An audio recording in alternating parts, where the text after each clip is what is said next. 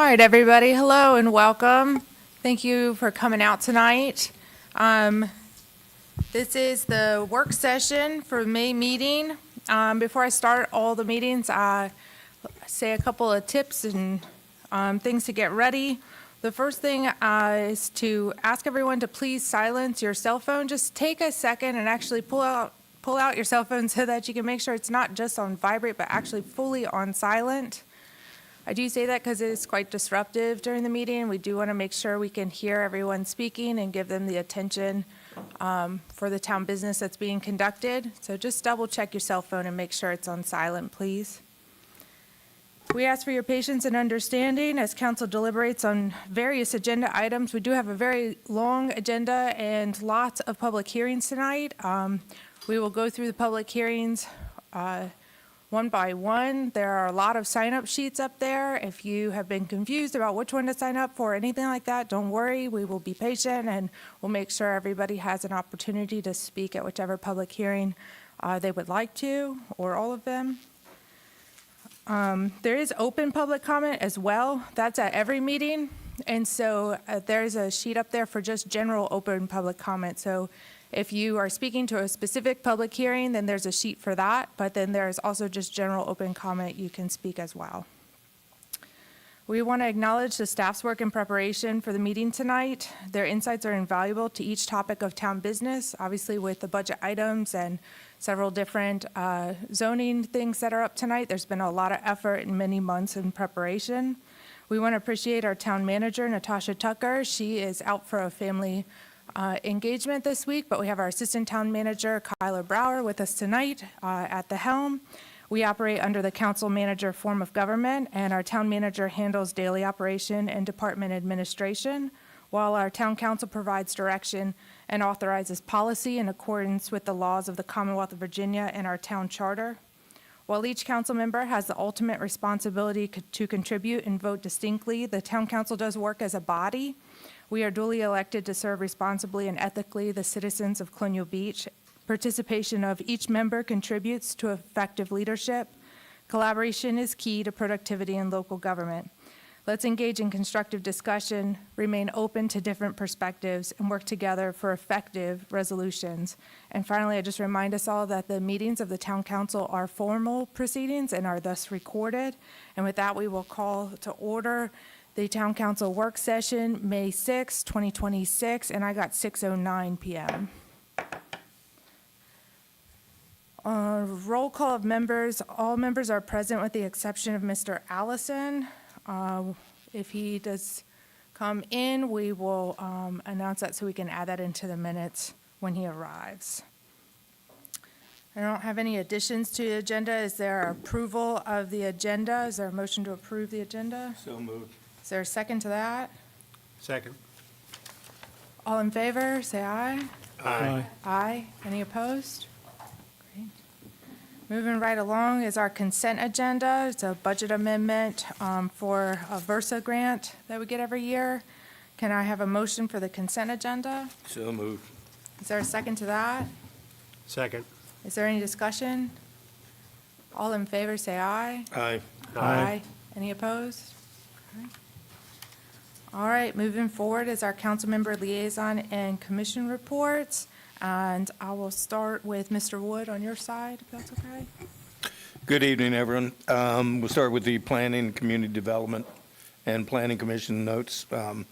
There were 88 permits issued in April, 65 short-term rentals, 3 of which are new, 4 driveway permits, 5 tree removal permits, 10 accessory structures, 2 demolition permits, 1 minor home occupation, and 1 food truck at Washington Street Food Court.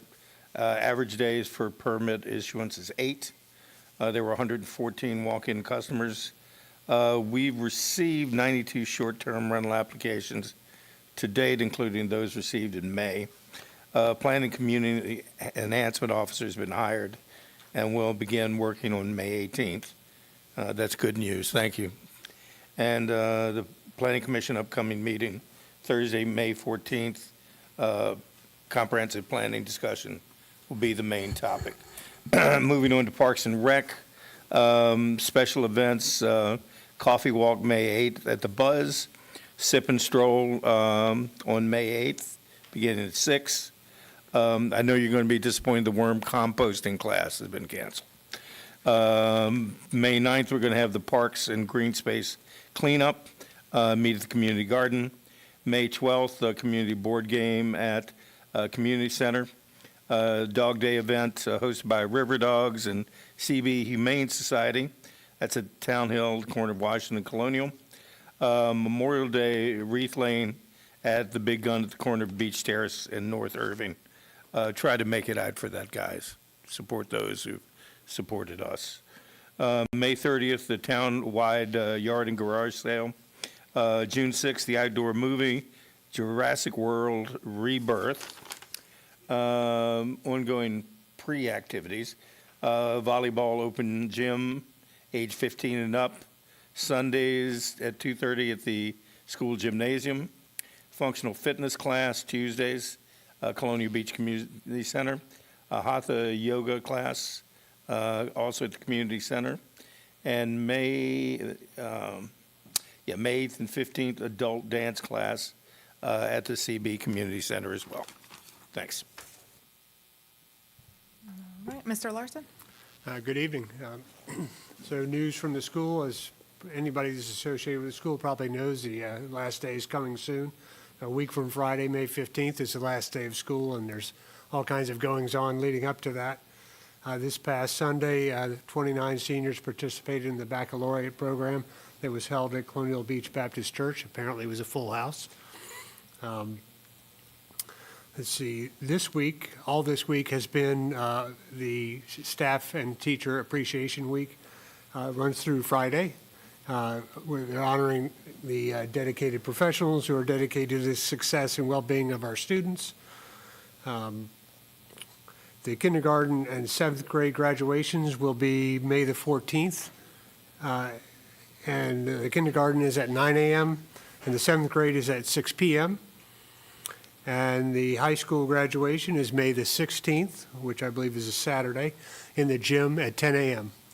And that's it for the schools. As far as finance, I don't have a specific report. I know the real estate tax bills are out there and due by, I think, the 3rd of June. Yeah, the 5th of June.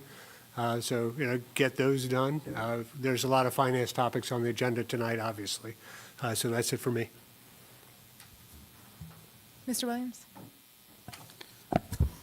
Good evening, everybody. Just a few updates from the police department. The neighborhood watch meeting date has been moved to May 13th. It's still in the community room at the police department. It's going to be at 6:30. I think it's normally like 5:30, so it's going to be a little bit later. That's going to be a joint meeting with Westmoreland County Sheriff's Department.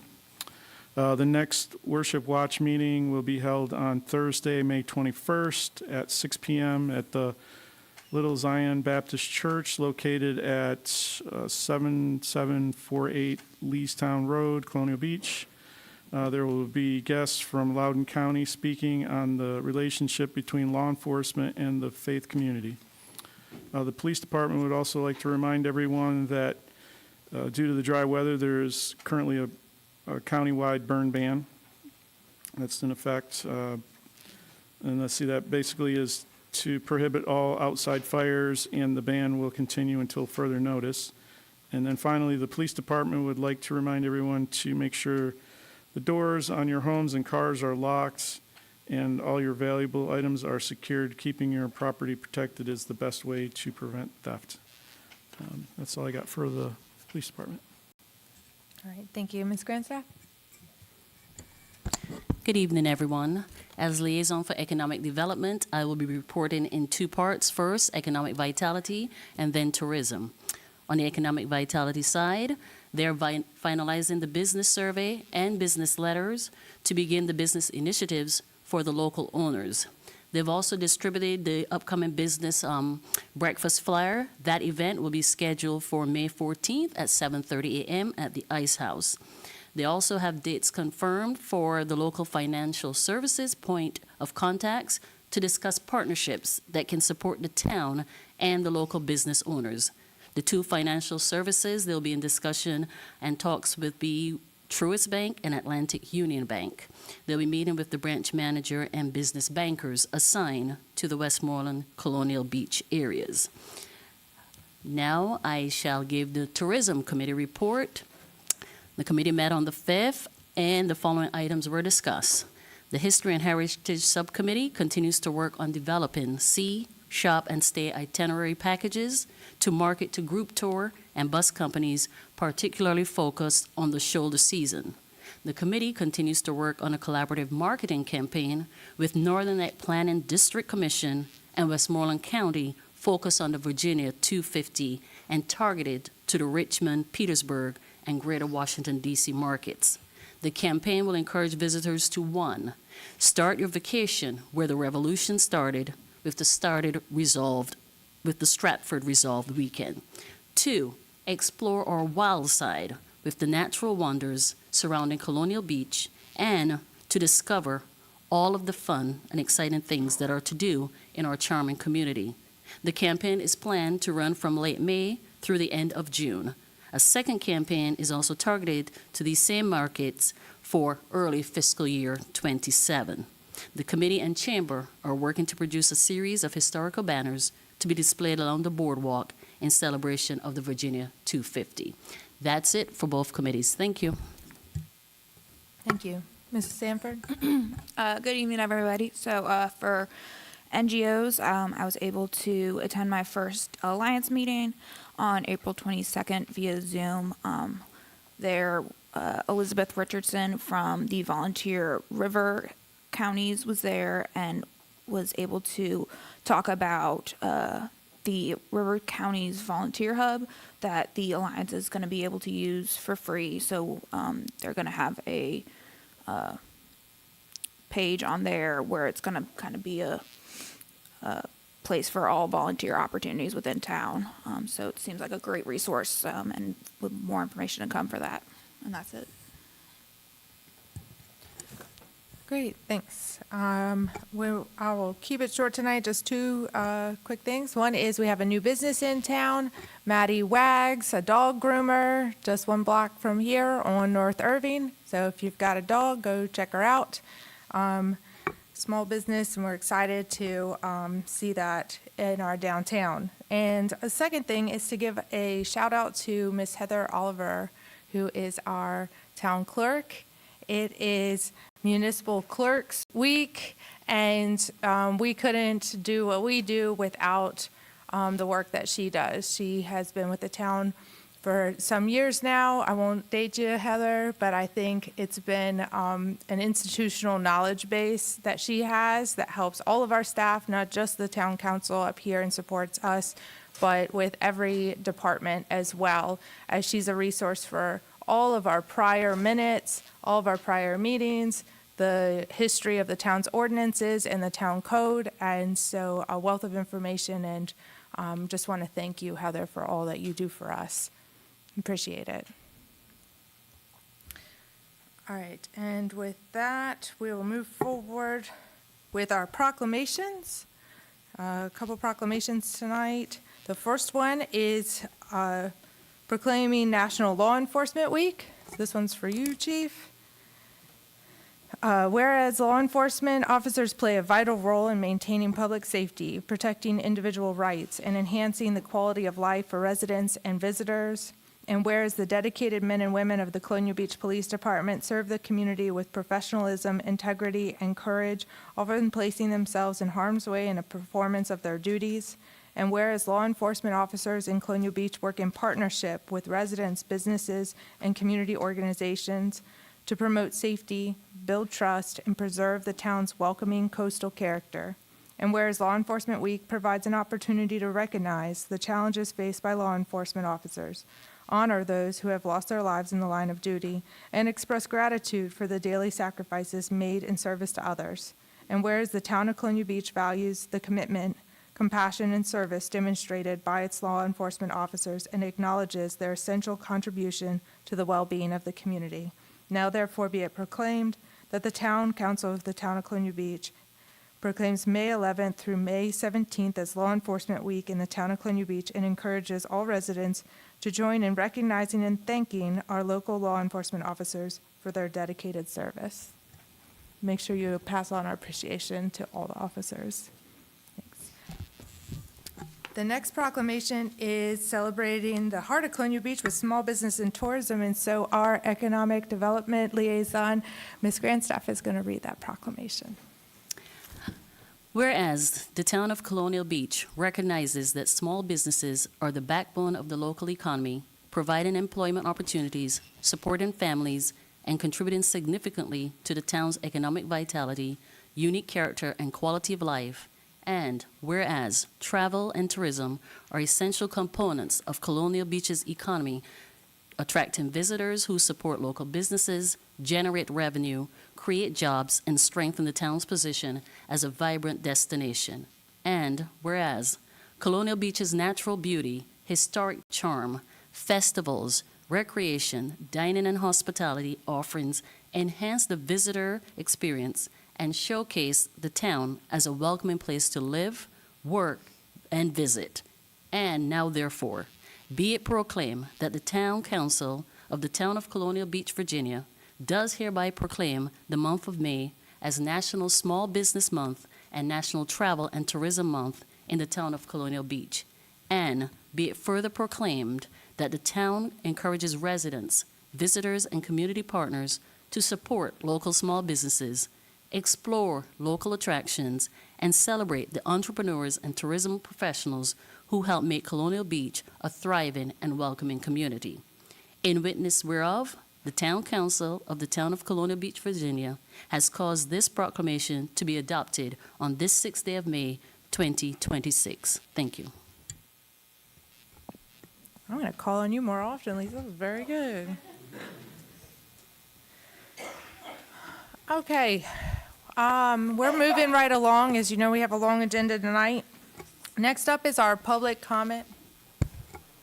Oh, thanks. This is the general public comment, and as I mentioned before, there are several specific public hearings as well. We'll read off the public comment procedures here, and then hopefully I won't have to reread them at every single additional public hearing. They'll apply to all of them going forward. During all public comments or hearings, we ask that certain guidelines be followed. Please stand at the podium. And for the record, it is important that you state your name and address. If you would like to be contacted, please provide your contact information to the clerk. There was space on the paper where you signed up to put your contact information. If you did not put it at the time that you signed up, that's fine. Just hand the clerk a piece of paper, and then that way she has it. Make your comments to the council as a whole. Be brief, state your position, and provide facts. And you may provide written statements or any supporting material to the clerk for distribution to the council and the town manager. Debate is prohibited. Follow-up on comments is provided by the town manager. This is our time to listen, so it won't be like a volley back and forth. Speak clearly, as we want to hear what you have to say. And the council will try to hear everyone who wishes to speak on any subject. The comments are limited to 5 minutes. Time cannot be transferred to another speaker. If you represent a group, you may wish to identify other members of that group who are also in attendance. And after public comment is closed, I encourage you to stay as council engages in dialogue and deliberation on subsequent agenda items. And so with that, we will start our general public comment. I have 6:26 p.m. First is Don Stiles.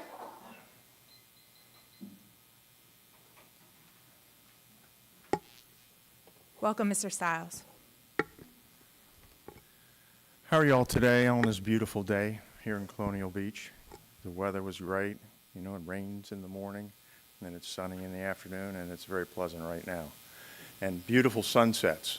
I want to say on Monroe Bay, everybody loves them. Okay, and that's not the first part that I want to talk about, but I'm here to talk about the tower that they want to put in right behind the McDonald's and the Food Lion.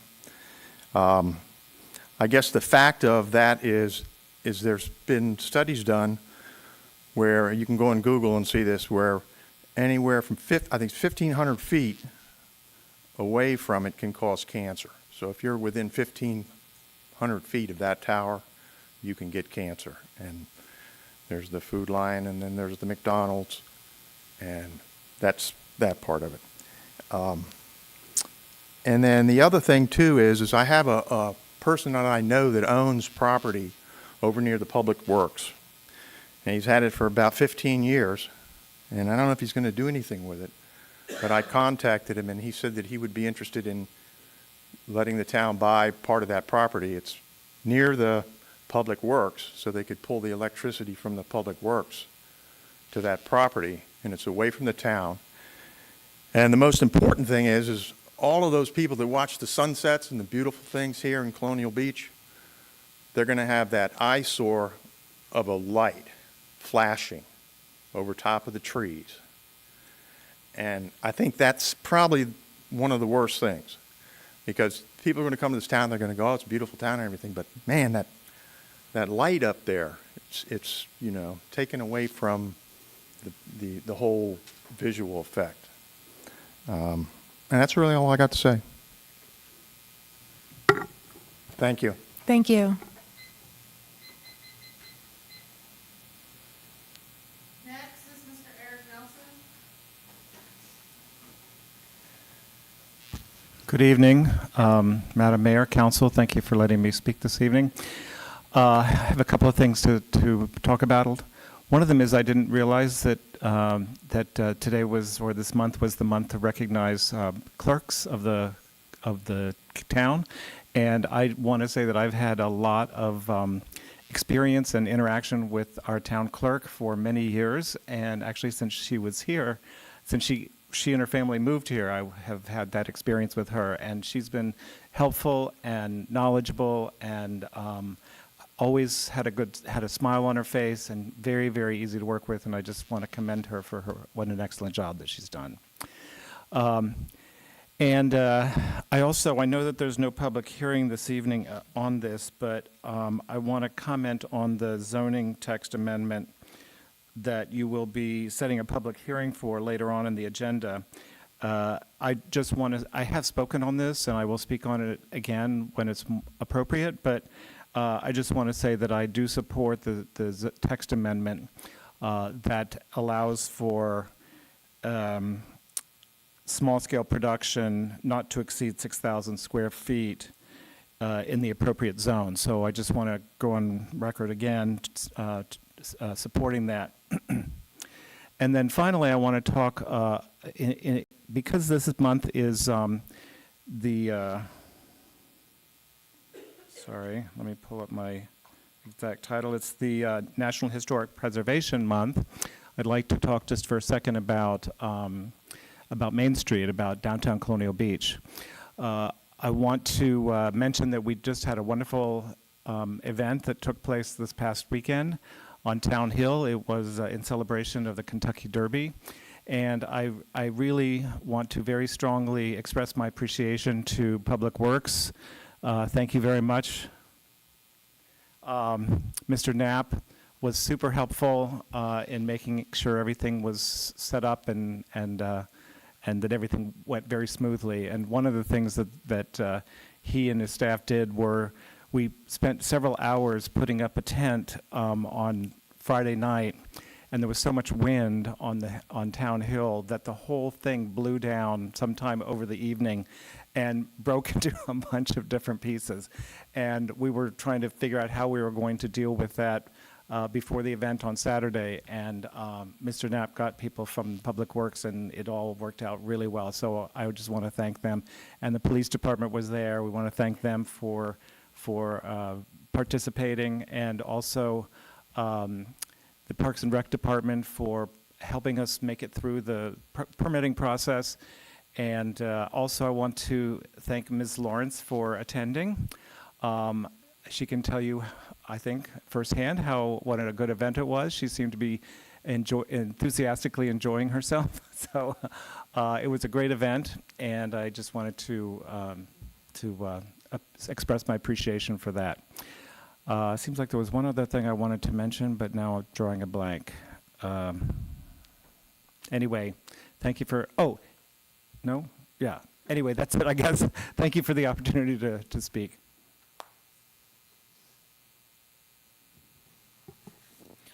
Okay, that was all that was signed up for public comment, general public comment. Is there anybody else that'd like to speak at that?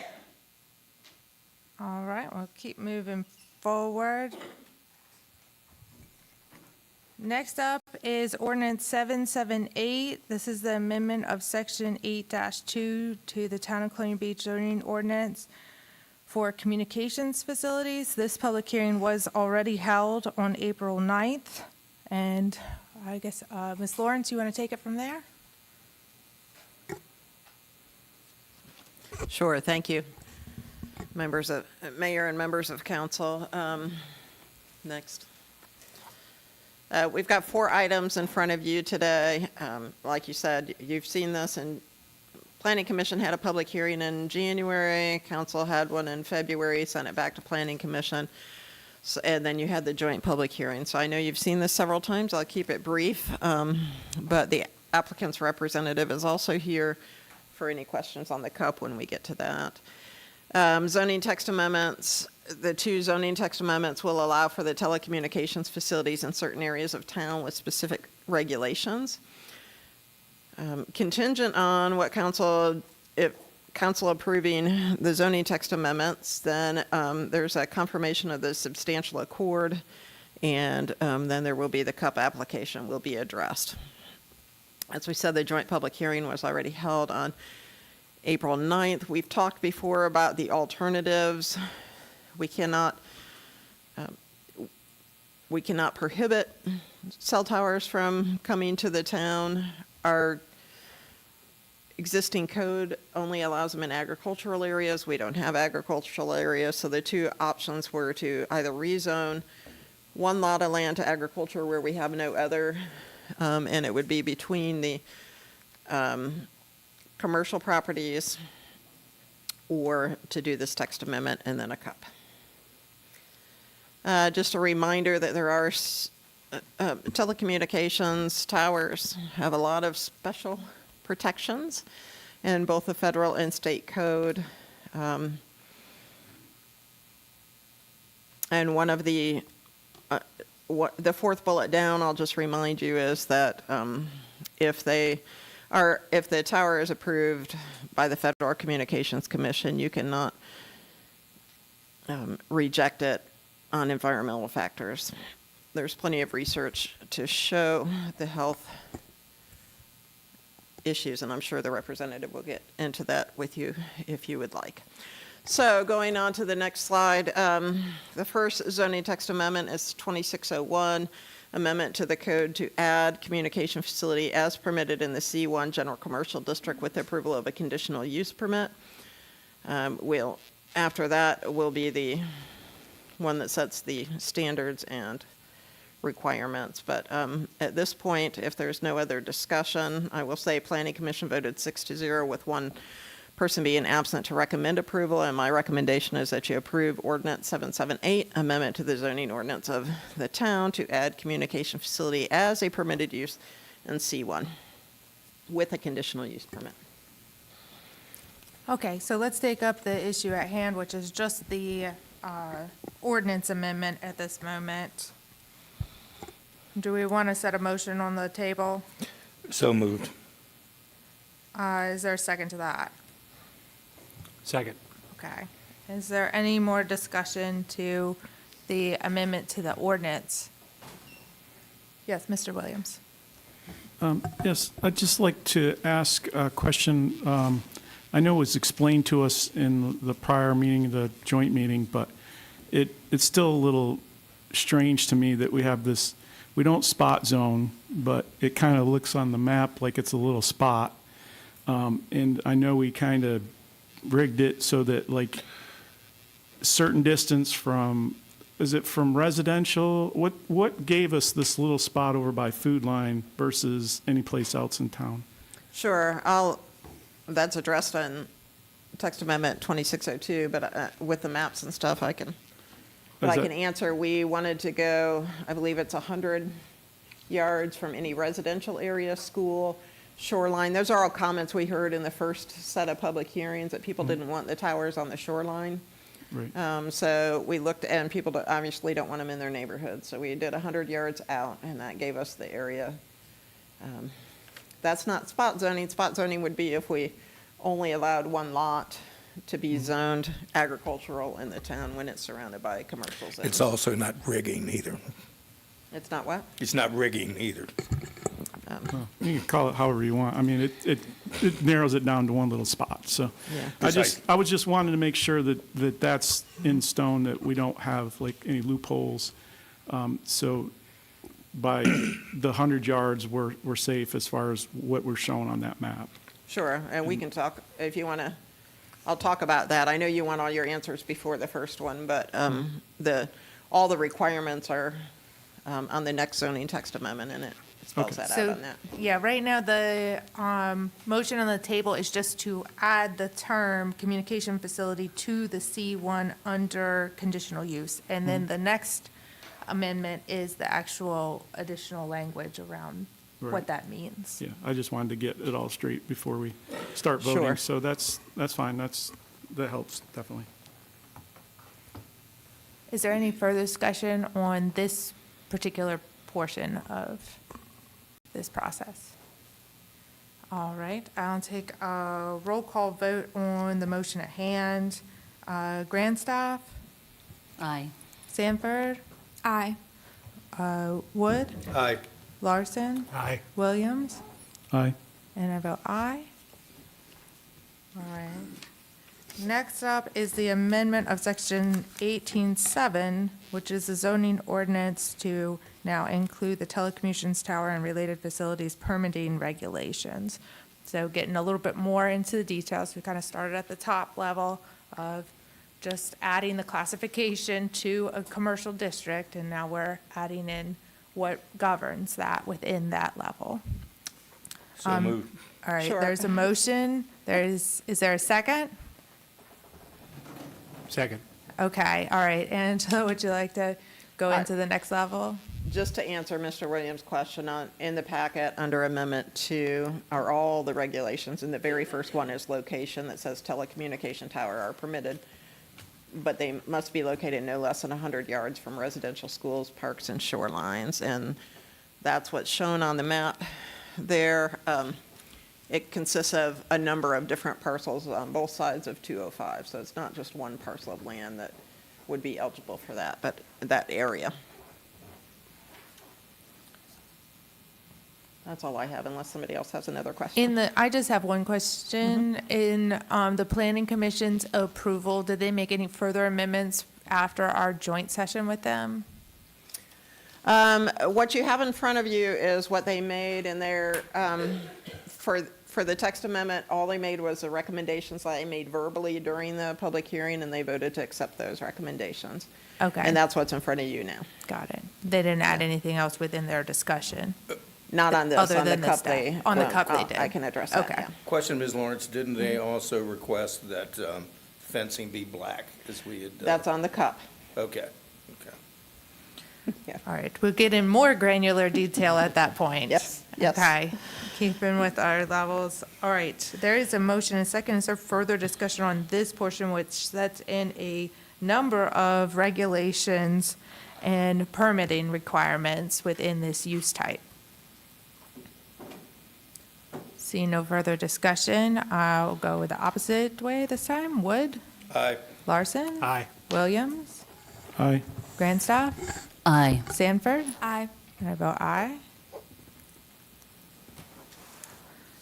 All right, confirmation to determine substantial accord to permit a telecommunication tower Next slide. and related communications facility equipment to tax map parcel 3A812 New Monrovia Road.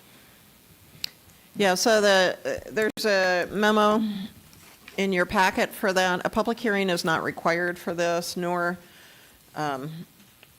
do you make that, all you're doing is confirming the determination that Planning Commission determined that this is in substantial accord with the comprehensive plan as listed in the memo.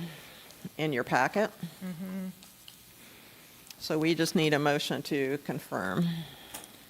All right, do I have a motion to that effect? You do, so moved. Is there a second to that?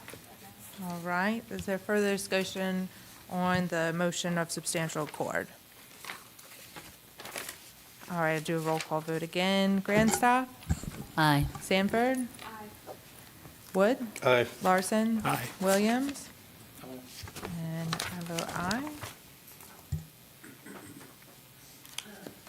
Okay, now into the most granular portion of this, which is the actual conditional use permit. That's 18-26. This is the application of an actual tower, radio tower, telecommunication, it's a pole. Again, this was pursuant to your approval of zoning text amendment 2601, 2602, and substantial accord determination confirmation, which you've just done, so we'll move ahead. Next slide. You've seen these slides before, but just in case somebody needs to revisit them, I wanted to just run through them real quick. They're talking about installing a wireless communications facility consisting of a 150-foot monopole tower with related ground equipment and a 3-foot lightning rod. And I'll let the representatives speak, but one of the reasons we keep it at 150 feet and not 200 feet is the lighting requirements. So there won't be the lights that have been addressed. Next slide shows the actual parcel, which is, as you said, between the bank and the back of the Food Lion Shopping Center. It's just over 1 acre. Next slide. You can see the squiggly lines in the middle there. That is where they will be doing the work. Anything outside of that line, the trees will remain where they are. The land disturbance will be within that area. And you can see on the right of that where the equipment will be, where the tower will be, generally right in the middle of the lot. And then above that, you'll see where the driveway comes in, and there's a turnaround for the trucks and a gate. The lines around that are the fence. On the right-hand side, you'll see where the fencing is going to be. Next, so the conditional use permit is that the site will be developed in substantial accord with the site plan which you have in your packet and that you saw last time. The construction will commence within 2 years of final approval and be diligently pursued to completion, and I believe we'll see action much sooner than that. And then number 3 is where the Planning Commission heard the comments. They chose to approve number 3 without the word black in it and say a 6-foot black chain link fence, but they said it would be up to council, who I heard wanted the black fence, so I went ahead and put it in the condition, which is suitable to the client. We had noted there was some discussion about landscaping around the fence. It was not approved as a condition by Planning Commission, so we took it out. There was some recommendation to put some right in front of the fence where you could see it coming up the driveway to kind of mask the fence and discourage trespass. Anyway, the recommendation is to approve Resolution 1826 in your packet, which is CUP 2602 on the property identified as such, and the conditions included in Attachment A, which are the ones shown on the screen. That's all I have. The applicant's representative is here if you have specific questions for either Verizon or the applicant. All right, let's put a motion on the table so we can get to discussion. So moved. Is there a second to that? Okay, all right, we'll open it for discussion. I'll go ahead and call up the representatives or the Verizon, whoever both of you may be, in case there's further questions about this.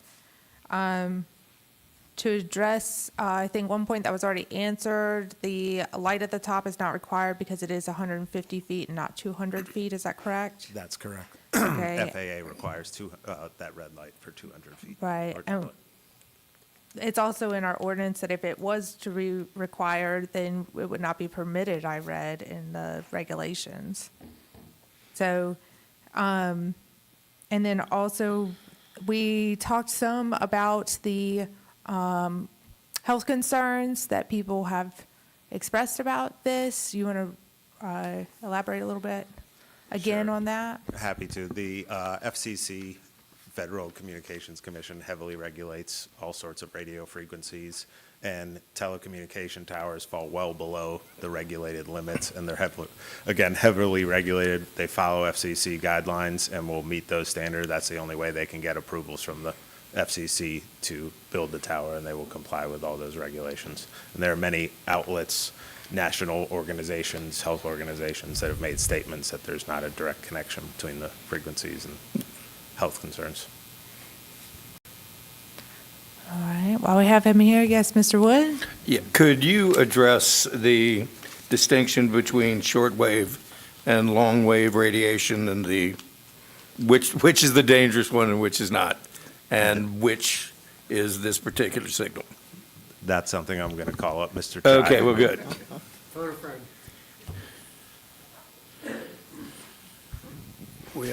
We are completely required by the FCC to be compliant. So everything we broadcast is within FCC regulated limits. That's all I can answer for you on that. So it's completely governed by the FCC and regulated. We abide by their rules and their rules only. So, Thank you. Mr. Williams? Just to follow up on that, the distance, I think I remember, I talked to somebody that installs these, and they said with the angle, it being 150 feet up in the air, and the angle, the distance the radiation actually travels would dissipate well before it actually hit where people would even be, correct? so these are licensed frequencies within a specific spectrum, and that's how it radiates. It goes from A to B. It only travels to the A from the tower to the next cell phone. That's how, and it bounces back. You could be here or there in the same distance. So, Okay. Yeah. So there's no signal until it goes to a no, actual, yeah. It's the same connection. frequency, same power wattage. We don't turn it up, we don't turn it down. okay. All right, thank you. I did have a question last time, and I don't know if anybody's got an answer to it, about what the communications tax revenue for the town, the expected communication tax revenue would be. Did anybody look into that? I don't let things go. Sorry, we do not have that information, but we're happy to work with the town assessor to get some information on that. Okay. And Lisa may be able to answer this, but again, we don't have it broken down when it comes from the state on any of theirs, so we don't know. I was just trying to get an idea Which of taxes? what the average revenue from the communications tax would be. I mean, is it $2? Is it $200? Is it $200,000? Yeah, so the FCC regulated tax, that's done through the state or the federal government. But you guys locally will assess us for the property tax. I'm sure of that as soon as we get done with that, so. The property tax we will assess you for, but the state collects the communications taxes, and then it gets divvied up, and we don't get a formula for how that is divvied up. But no, it's far more than $2. Do you know on the line item what we get altogether in 1 year for that revenue? Right now, we're currently getting between 10 and 11,000 a month.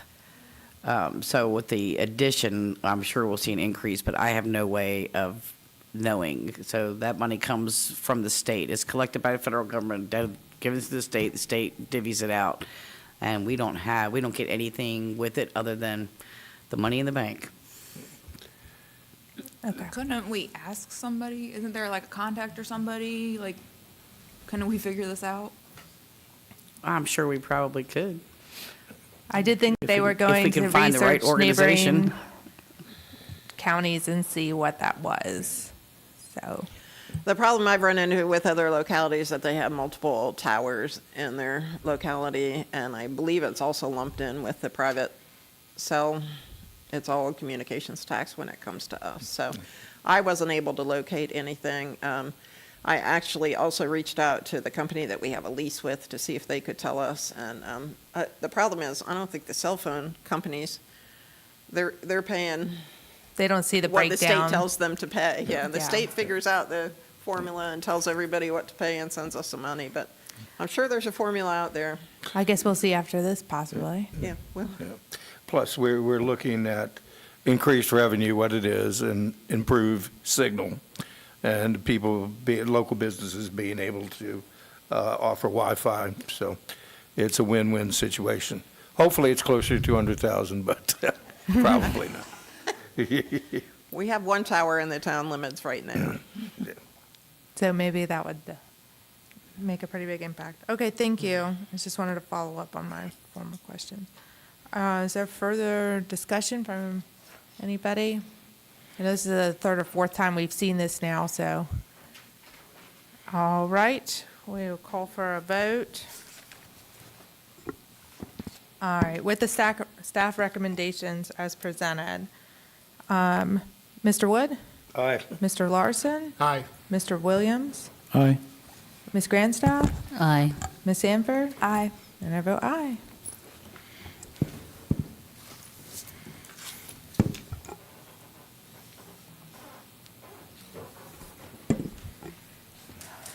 All right, moving forward, continuing forward, next is a public hearing for the Colonial Beach Volunteer Fire Department.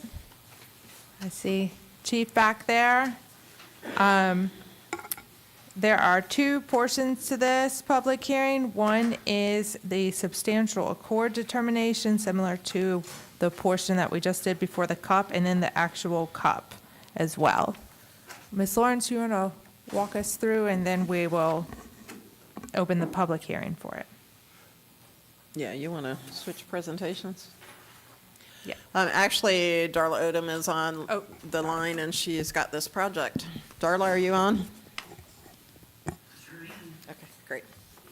Thank you, Madam Mayor, members of the council, Mr. Brower. This is a public hearing, there are two public hearings this evening, substantial accord determination 2601 and rezoning with conditional use permit, case 2601 as well. This is a request by the Colonial Beach Volunteer Fire Department. Can y'all see my presentation screen? Yes. Yes. Okay, thank you. All right. Hold on one second. So you do have the two separate hearings on the agenda. What I'm going to do is, while there are two separate cases and the two public hearings and two town council actions, I'll be presenting them at one time in one presentation since they are on the same property. The subject property is shown on the screen here. It's outlined in white.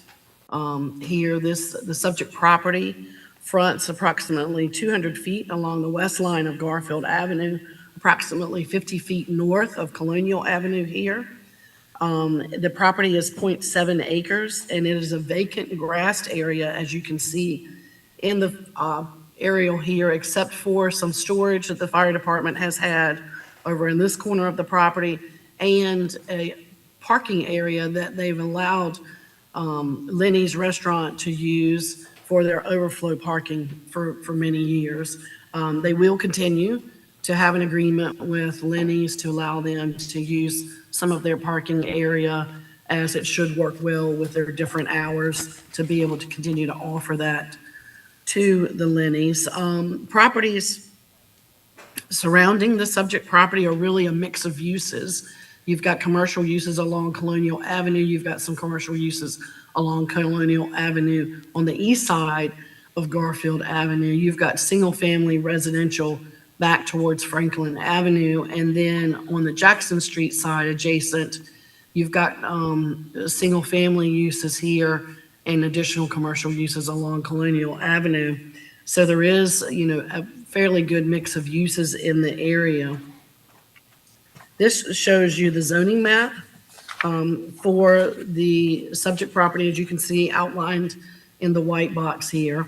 The existing town of Colonial Beach Volunteer Fire Department's located here, just across Colonial Avenue. Properties to the north are zoned general residential R2 and are occupied by, this is in this area, these are occupied by single-family residential uses or are vacant. Properties to the west are zoned general commercial C1 and residential R2, and they're occupied. There's a residential dwelling here and here, but they have the two different zoning classifications.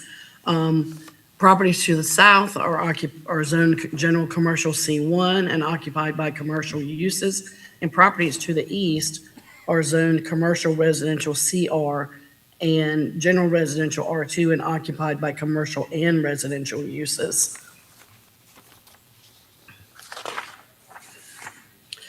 The applicant, this screen is not too clear.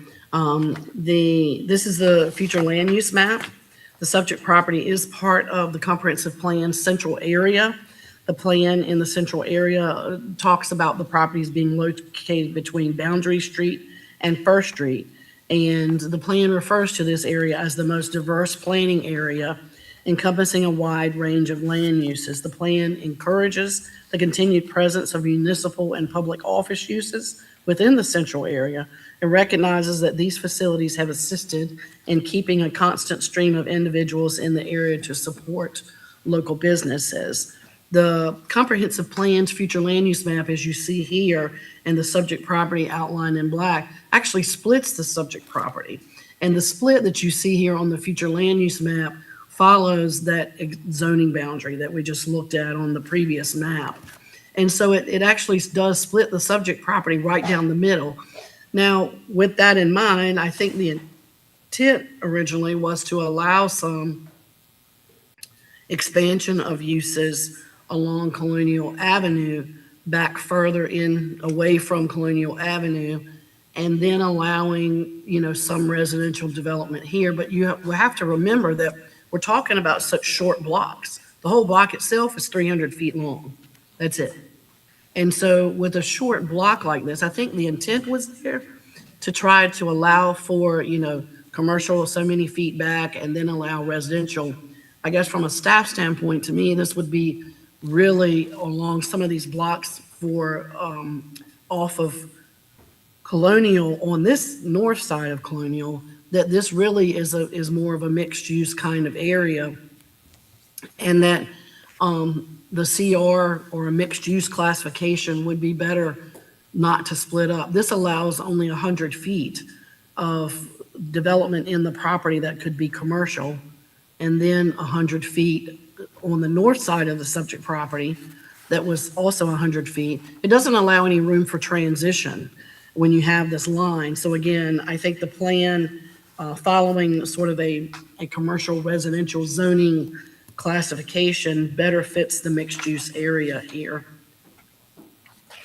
Relative to the substantial accord determination, the Code of Virginia 15.22232 requires approval of a substantial accord determination by the Planning Commission for the public facilities to ensure that no public facility is constructed, established, or authorized unless the general or approximate location, character, and extent thereof has been submitted to and approved by the Planning Commission as being substantially in accord with the adopted comprehensive plan.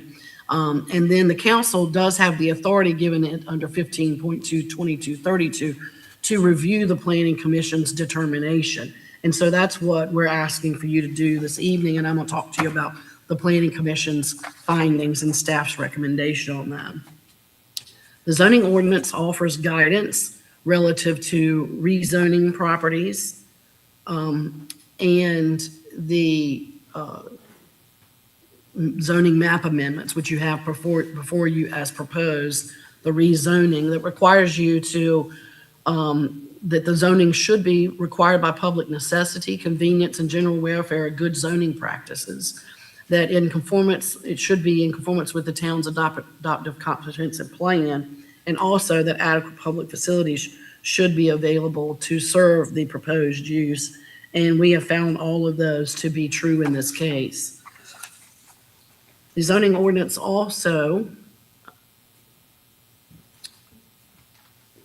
I was waiting for my slides to catch up.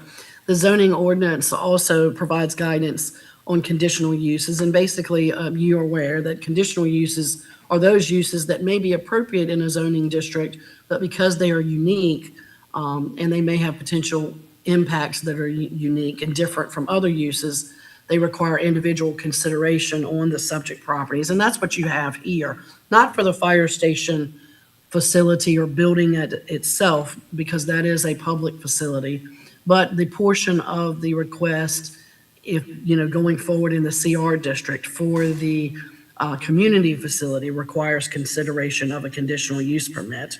And so this is just letting you know what that guidance is in the zoning ordinance. The zoning ordinance also provides guidance that should be considered when you're granting a conditional use permit. Basically, it would not have a detrimental effect on people in the area, other properties. It wouldn't be injurious to other areas, and it would not be in conflict with the town's comprehensive plan. And in this case, the use of the community facility itself is in compliance with the recommendations of the comprehensive plan. This slide shows you the conceptual layout that the fire department has offered with this case. They are proposing a 60 by 120 foot building. This would be for equipment and fire apparatus storage, allow for some site operations, and they do not plan to run calls out of this building, but they would have, instead of having their boat storage, as you saw earlier, out here open and not being protected by the weather, it would allow them to take their equipment and store it within an enclosed structure so as to protect it from the weather and help maintain it long term. They have an entrance here that you see off of Garfield Avenue. This would allow them to bring the fire trucks and the fire truck that they have into the property. It's a wide entrance, and it would allow them to bring that in here. They have some parking area here for the use of the building, but mostly the parking area here would be for the community facility use. And then if they had any need for overflow parking, that would be over just across Colonial Avenue at the current fire station, which is here. If you look at the property itself, they are going to have 30 on-site parking spaces, like I said, with overflow at the existing fire department.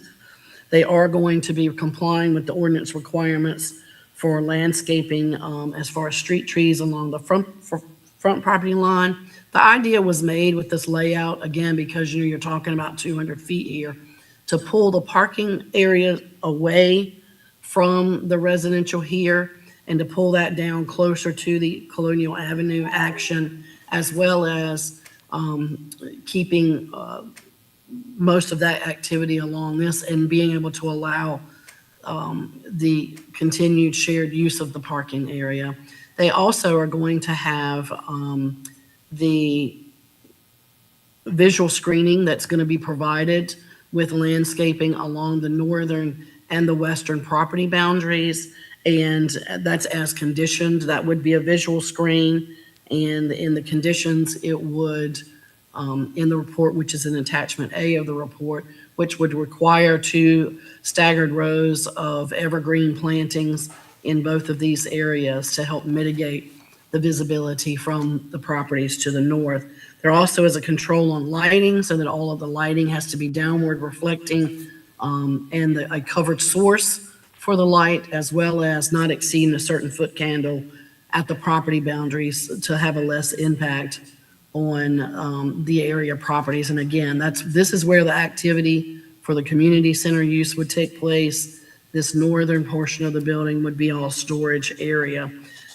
There are some conditions that deal with building materials and design as well. This is an architectural drawing, a very general drawing that the fire department got from the people that they plan to buy the building from. It does show, the fact that they are this doesn't show the architectural detail that they will have in the final building, because it does not show, the additional windows that they plan to have in this portion of the building here, some additional treatment that we've discussed as far as helping to break up and identify this as the entrance. These are the overhead garage doors. And then they will employ architectural elements and colors to break up the mass of the building and avoid monotonous building facades from Garfield Avenue. And again, they said they probably would have some windows on the southern side of the building as well.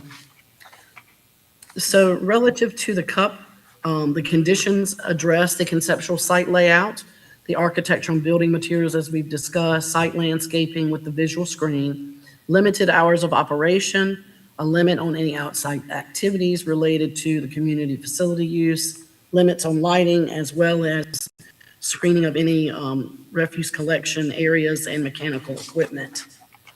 The Planning Commission voted unanimously with a 6-0 vote. One of the commissioners absent at their meeting after their public hearing on April the 9th. They voted to approve the substantial accord determination, case SA 2601, finding that the fire department is an important community facility. The fire department owns the property.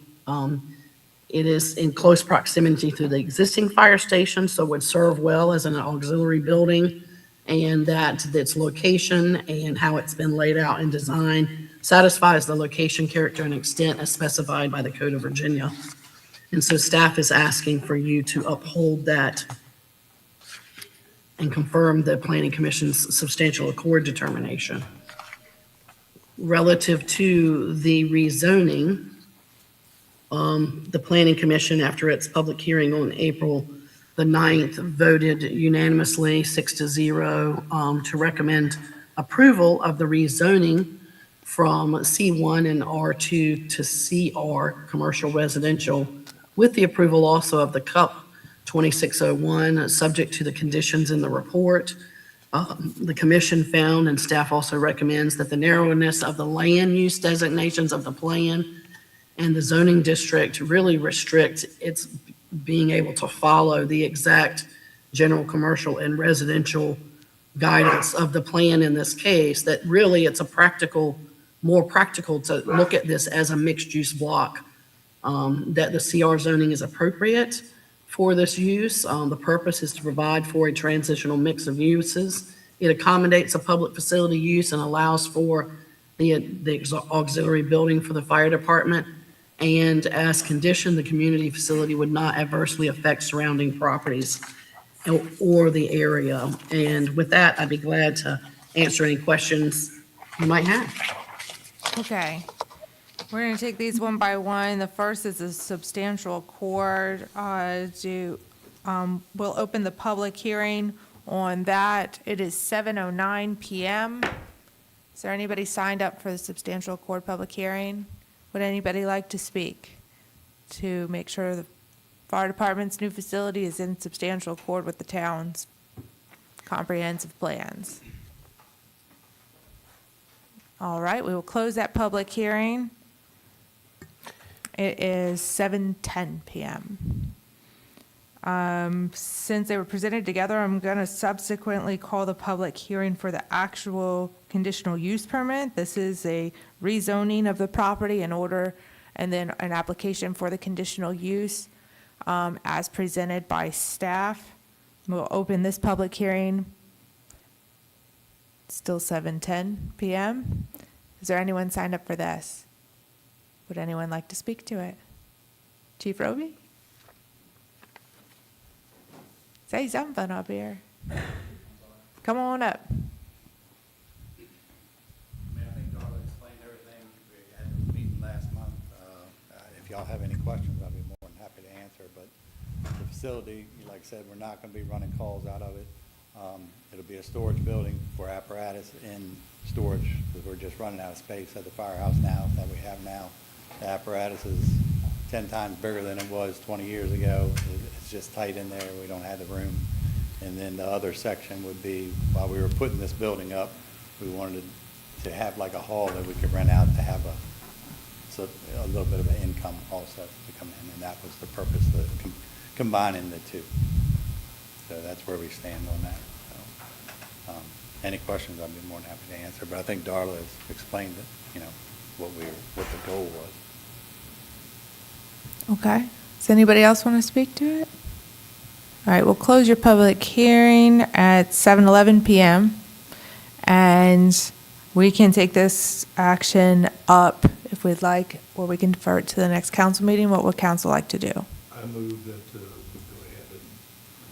ahead and discuss it and vote it.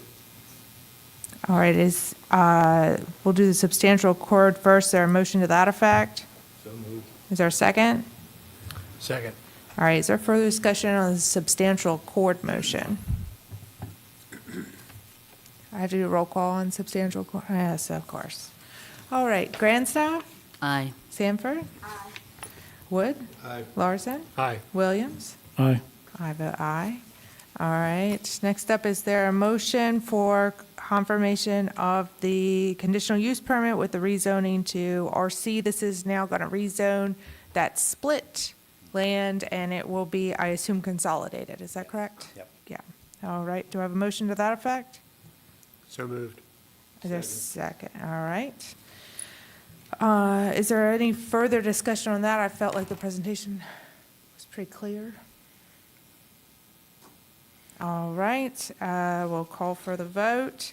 Wood? Aye. Larson? Aye. Williams? Aye. Grandstaff? Aye. Sanford? Aye. And I vote aye. Thank you very much. All right. Best of luck with everything. I'm Yeah. excited to see you guys getting some, I know you've needed it for a long time. Yeah, So we were running out of space, so. glad to it's see you guys definitely getting needed. it together. I Cool. appreciate it. Thank you. Thank you. All right, I'm going to take a 10-minute recess because we have been sitting up here for a minute. 10-minute recess. We'll reconvene 7:25.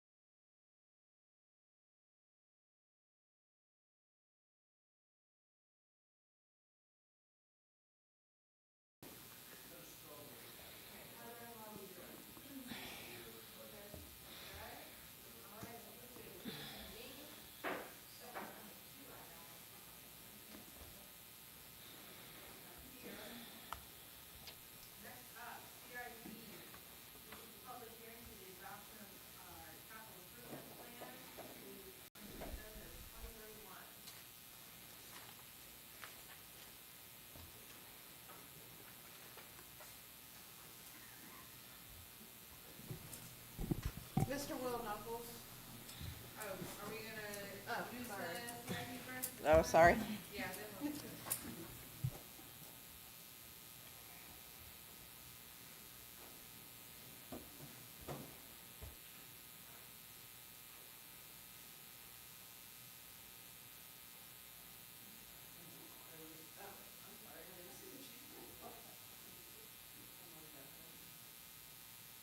All right, so this is the capital improvements program.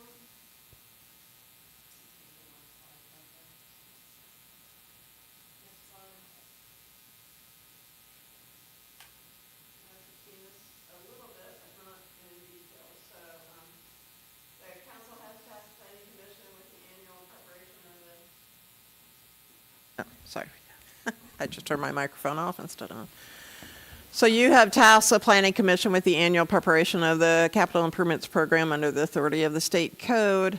The CIP requires a public hearing with Planning Commission prior to making recommendations to council. They had their Planning Commission, and now it's your turn, or their public hearing, I'm sorry. They voted unanimously to approve the CIP with a few revisions that have since been made, and I noted in your report that there was one new item that came in, and we'll go over that as we work through this. So. Next. Oh, wait a minute. Sorry. Nope, go back. I didn't see that. I'm still trying to find the right.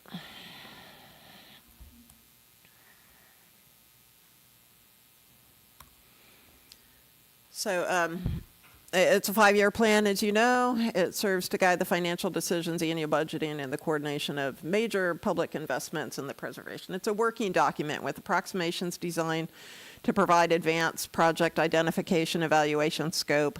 Obviously, we can't pinpoint how much a project is going to cost in 5 years, but we use industry standards as well as current costs. So you'll see, like the police department, we've just put in a percentage to increase every year for some of their items that they buy annually.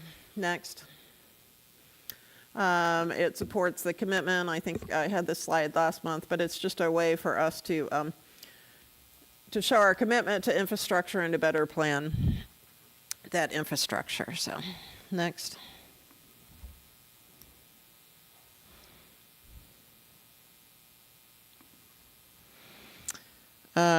So the comprehensive plan mirrors last year's plan very closely with just a few revisions. So the project's revised. So there are several projects that were revised to update cost estimates based on current costs and projected inflation, and including grant amounts. So I think some projects last year were the only numbers you saw were how much the town was paying, not what the full price was for the grant. So now you'll see, it looks like some of these numbers have really grown, but it's because we're also including the grant amounts in there as well. So, but the new projects were the new police vehicles and the mobile vehicle portable radios. The Dwight Avenue extension, you'll see some updated cost figures on that. The sidewalk repairs per the consent order. North Beach Shoreline Erosion Control has moved back up here. I think when Planning Commission saw it, we were thinking that the first phase would be done this year, but as we learned recently, it won't be, and we did update the cost for that as well. And then in the blue are the water and sewer, and those are the communication system for the water meter system, the wastewater treatment plant repairs and upgrades per the consent order, and the I&I. So the additions are the portable bollard vehicle arrest system was added after the Planning Commission public hearing, and but it is in the table now, and I don't think Planning Commission would have an issue with it. And then the jetter and Vector truck was in when Planning Commission heard it, but it is a new addition. It's the only item, those are the only two brand new items in the CIP.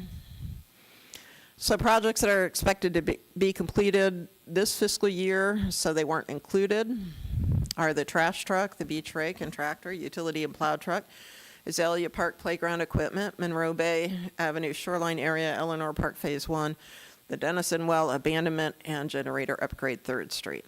So when you look at the chart, you'll notice that there's some missing numbers. We kept the numbers from the previous CIPs, and move the ones that were finished down.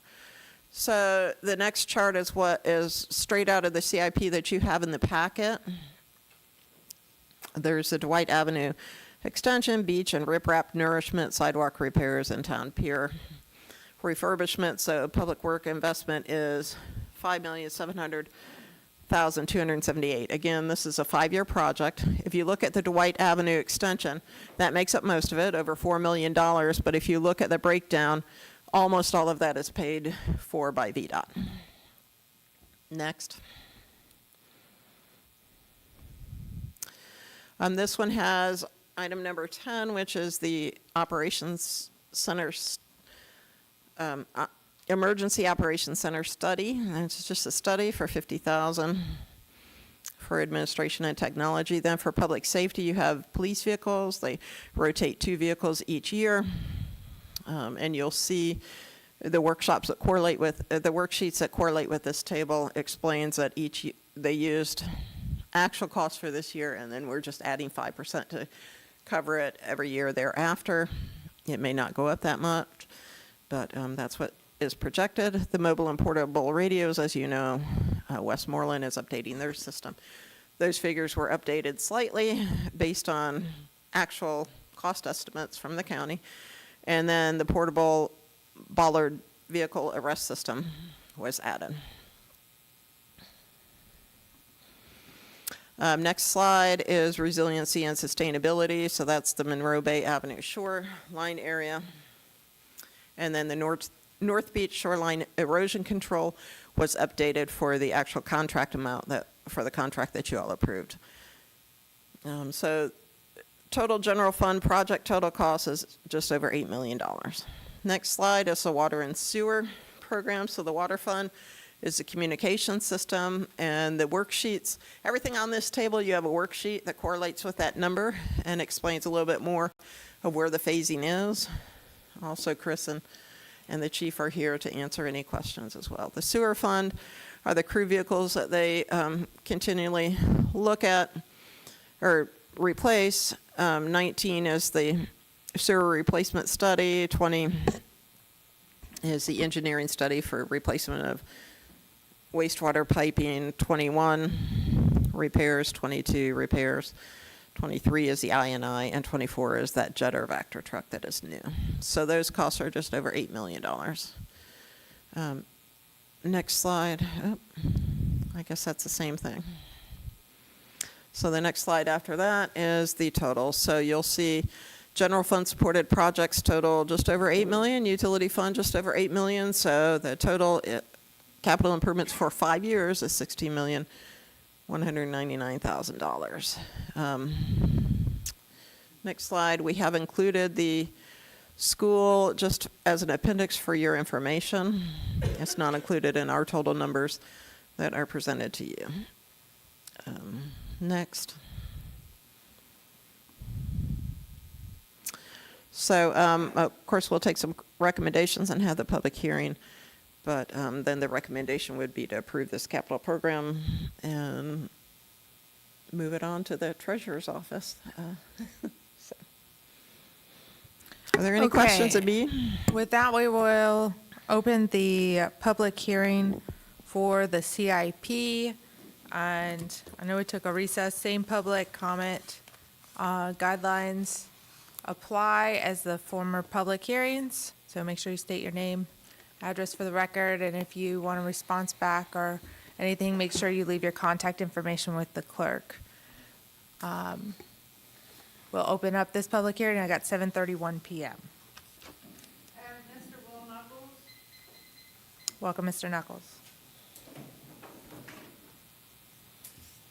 Good evening. 204 Monroe Bay Avenue is my address. William Knuckles is my name.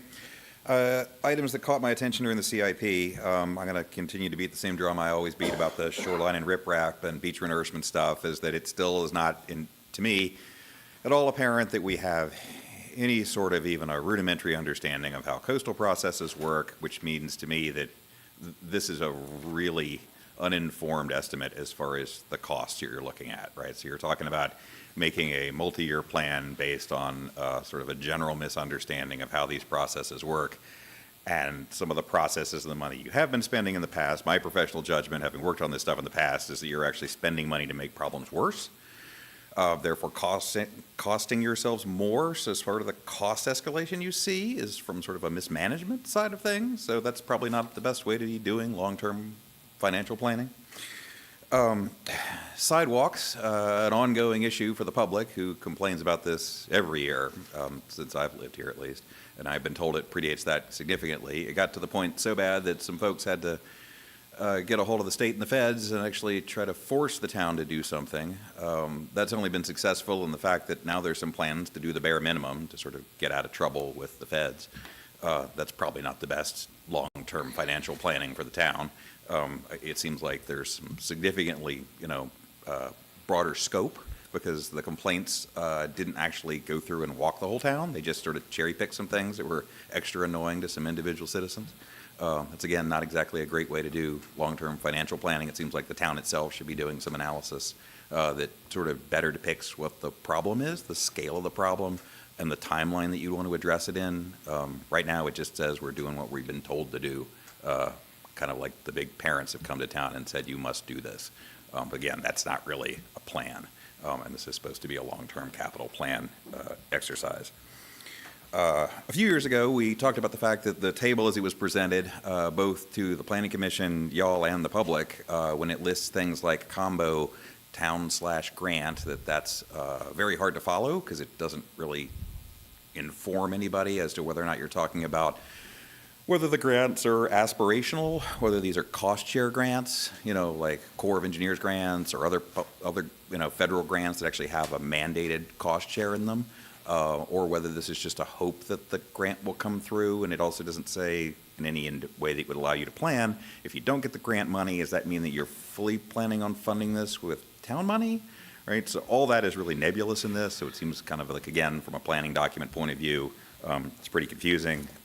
There were some promises several employees ago to try to fix this, and I think we made some headway, but it seems like, to me, we may be going backwards. And hopefully that'll get fixed. Because, like I said, it's really hard to make plans when things are sort of nebulously sort of combined. North Shore Erosion Project, it's unclear as to whether or not this $750,000 project actually will completely fix the problem or not. And I still haven't heard a definitive determination as to whether or not all of the land is going to be publicly owned or a mix, and in which case, from the funding mechanisms you're talking about, does that even matter? As well as, from the initial fix side of things, plus if you're talking about this in terms of a long-term plan, the ongoing, it's not like the short-term, like put a Band-Aid on it now, it's the long-term ownership of this concept and making sure that that's maintained. When you have different owners involved, this gets particularly messy. I don't see any of that analysis and sort of trying to figure out what you're depicting in the plan as to whether or not that's the entire plan, or is that just the public piece of the plan and there's actually a private cost share piece of this that mates up with that. And none of that's really transparent in this. Sticking with the shoreline side of things, the VIMS grant part, I get that part, you're saying it may just take longer to implement than that, but I was disturbed to see that once again we're citing the fact that we have to do this sort of stuff based on satellite imaging, which is not tide controlled or adjusted in any way that actually the field would normally try and determine what erosion rates are like, or the fact that this is happening. It gets even worse because that's what you have to do for the ocean coast. Here you have a river that moves too, so the water level in the river, right? So you have to, it gets even more confusing when you just pull a few images and you go like, hey, this is what's happening, and then you try and make projections based on that, because nobody's actually taken the time to actually figure out whether what you're seeing is actually what's happening in the real world or not, because that actually takes a amount of sophistication that we don't seem to have inherently. Nor does there seem to be a willingness to try to go get that expertise. It's not that big a deal. These are pretty common concepts. Most any, even like early in their career engineering person would be able to help you with that. Thank you, Mr. Knuckles. We'll call it time. Is there anyone else signed up? I didn't sign up, but I'd like to say something. Welcome. I'm signed up for other things, but my name is Gail McKay, Gayle McKay. I live at 332 12th in Colonial Beach. Specifically, I would encourage you to bump up to the top of the list the sidewalks. I've been disabled for 36 years. I've had to relearn to walk, read, write, crawl 3 times in 36 years. This is a darn good day. Because I got out of bed by myself, I made my own breakfast, lunch, and dinner, went for a walk. I could go up and down my steps in and out of my house. I can't walk on the sidewalks by the beach. I can walk on the beach easier than I can walk on the sidewalks. That's pathetic. Sorry. It's really difficult to walk in sand,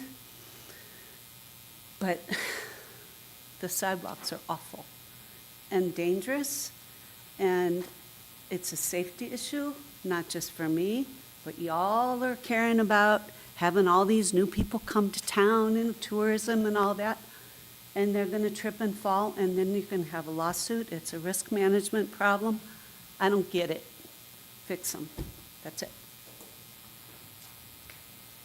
Thank you. Anybody else?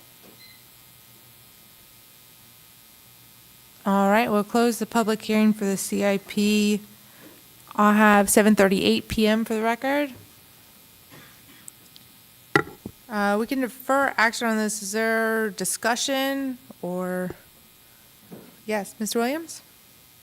I'm not sure if anybody else has anything, but I do have some concerns. One thing that was pointed out is priorities. I know we had like a prioritization meeting for the CIP specifically last year, spent a few hours on all of this. And so, for example, I see we do have something that says priority/project type/stage. So is a 1 high priority and a 4 the lowest priority, or what is that indication?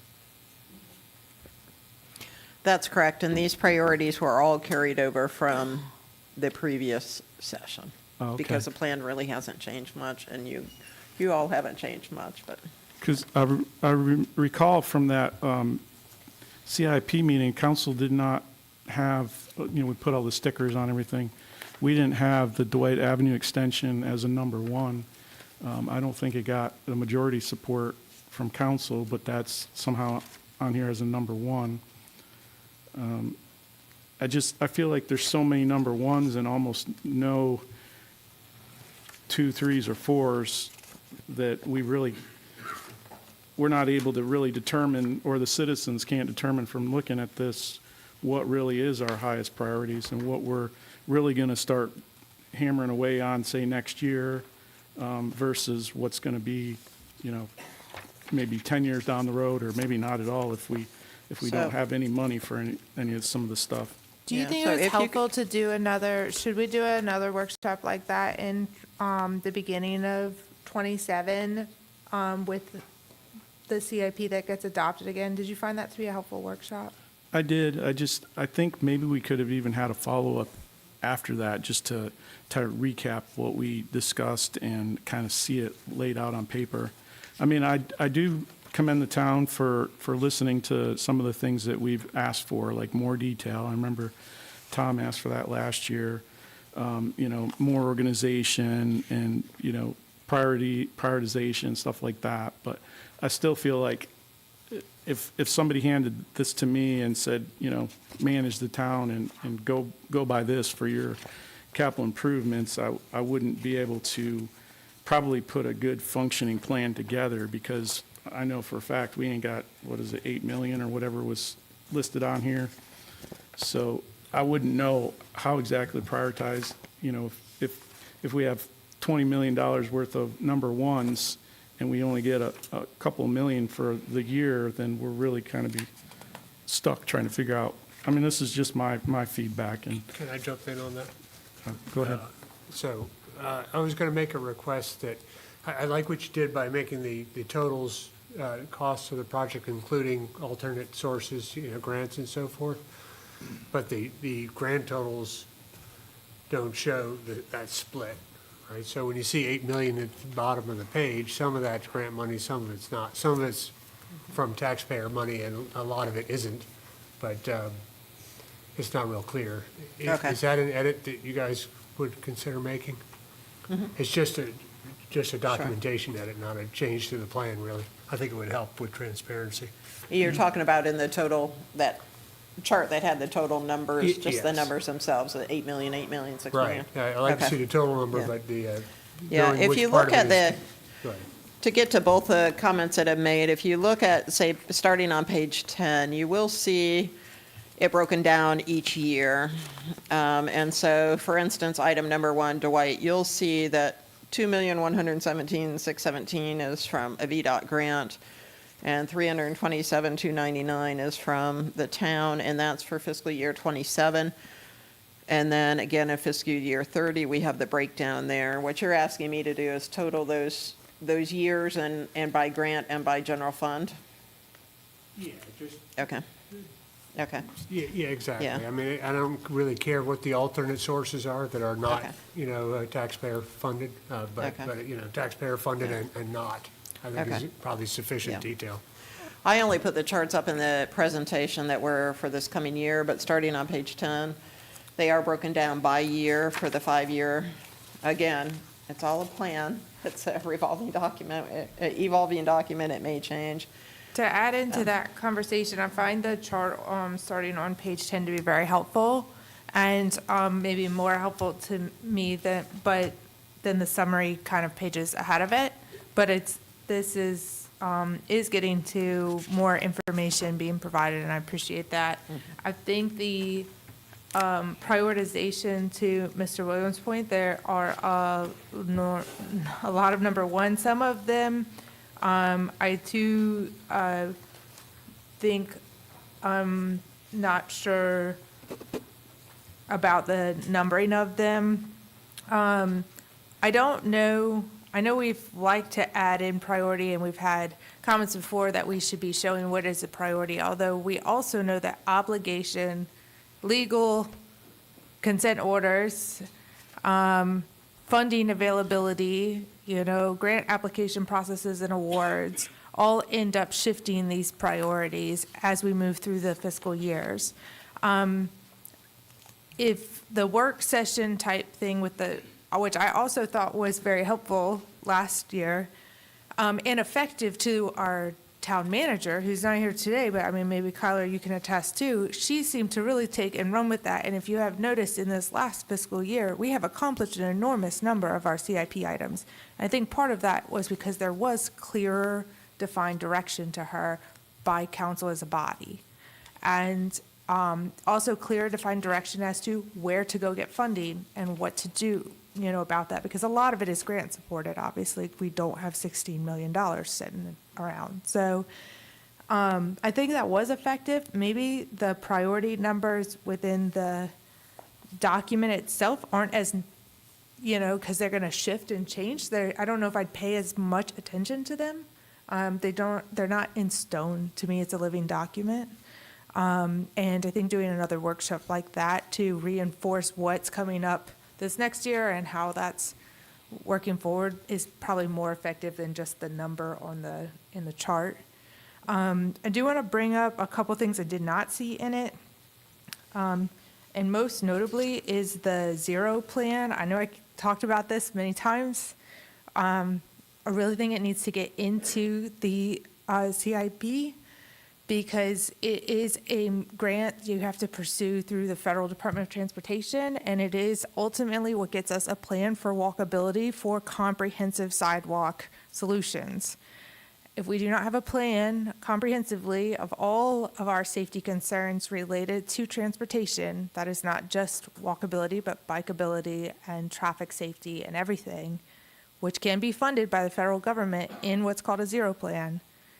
If we do not go for that and do that, then we will never access federal dollars to do the sidewalks. And we cannot afford to do the sidewalks without the federal help. So I would like to see that added into the CIP, the pursuit of that. Yes, Mr. Brower? Yeah, Natasha's not here to speak to the specifics, but I know she was in I think it was an 8 or 16-week training course on the zero plan to learn how it works. So when she gets back, we can follow up on kind of her expectations as to our next steps, whether or not we can get that into this CIP or not. I mean, I think even just identifying it on a line item at this point as a placeholder, oftentimes these are placeholders until we have figured out the rest of the pieces to the puzzle. But when we go to apply for that grant, having the placeholder connect the dots for us, saying, there's a comprehensive plan, we have a sidewalk problem, we have a transportation issue, we're applying for this, and it's documented here. They're looking to connect those dots when you apply for those grants. So, And I think staff would appreciate having another workshop like we did last year, probably earlier if we could, than we did it last year, because that does help us prioritize even better, but also it's going to have us have some great conversations about some of the projects that are on here of, does the council actually want to move forward? For instance, one is the Municipal and Emergency Operations Center study.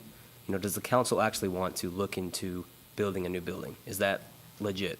If so, let's start planning properly. But if it's not going to happen, let's not have the study in there.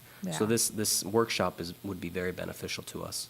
let's tentatively, Heather, let's put us on July. I'm just throwing something out there. July of this year? Not of 2029. August, July, August. I'm just saying that because I think June is coming up quick. We want June? June is quick. Do we need anything before we deal with the budget? I mean, right now, we have. Well, this would be in anticipation of Right. the but- fiscal year we were going into. Understood, Mhm. but it's more chafe while we're trying to get to a budget, is my point. That's why I'm saying July. We have to have a budget before July. Yeah, well, somebody mentioned June, and that's. No. Don't you normally You were just making cancel fun of your me. I got July you. work session so you'd only We have one did. meeting in July? So this would be like in replace of the regular meeting then, or maybe August. I don't know. I'm just kind of throwing something out there. Heather can figure out what our calendar's looking like in that time frame. Do you think July's better? Earlier better. All Would right, well, you we'll- like that to be in conjunction with the planning commission, a joint meeting, or? I think last year it was just us. It's Oh, just okay. us. Okay, so maybe August, but early August, like work session time frame. Let us look at the schedule of what's coming up, and then we can Okay. provide some options. The Um, earlier the better, though. Okay, so so we'll put that on the radar. Also, I think the zero plan might address, I know we had some comments emailed in as well for many of the items tonight. The DCB study with walkability and things and incorporating some of those things. I think that is the kind of information and context that study adds to the zero plan. It adds context to that. Ultimately, the zero plan then organizes those things and needs for access. So to me, they're still the same item. They're all together about getting a comprehensive sidewalk study. And the comprehensive plan is to be updated this year, between this year and next year, 2027. We're working on it now. So I just highlight that as we move through the CIP, and the CIP is a living document, that as we update the comprehensive plan, let's make sure we're hitting the mark still and those aren't ever divergent. If our comprehensive plan is saying there are things that we need to be doing, we need to make sure they're getting translated to the CIP. I know we do that, I just highlighted that, make sure they still talk to one another consistently as we make changes and updates. Right, and technically, with the state code, that's why it comes through planning commission, because it's supposed to be a reflection of the comprehensive plan. Yeah. Yes, Mr. Williams. One thing I wanted to bring up tonight was, I did a presentation, Madam Mayor, you may have remembered, I'm not sure if everybody was here, 2024, I think it was it June, I think? And one of the concerns that I raised, I did a presentation on the Castlewood safety concerns that I had, and I sent council kind of an update on that since everybody wasn't here. It actually got a news article in the newspaper and everything. They wrote up about the concerns that I raised. And then I think in February, I sent something to council with that article and then some of the concerns I raised with the parking lot there specifically and the walkway and stuff like that.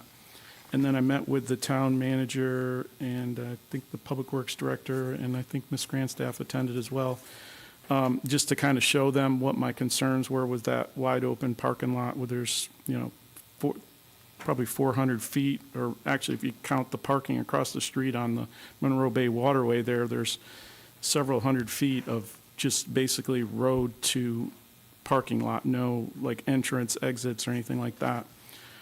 And so I brought it up when I talked to the town manager, but also when we discussed it in 2024, you and Mr. Ellison said that we should consider putting that on the CIP. So I just wanted to bring that up again as a possibility. And it may tie in with the zero plan that you're talking about as well.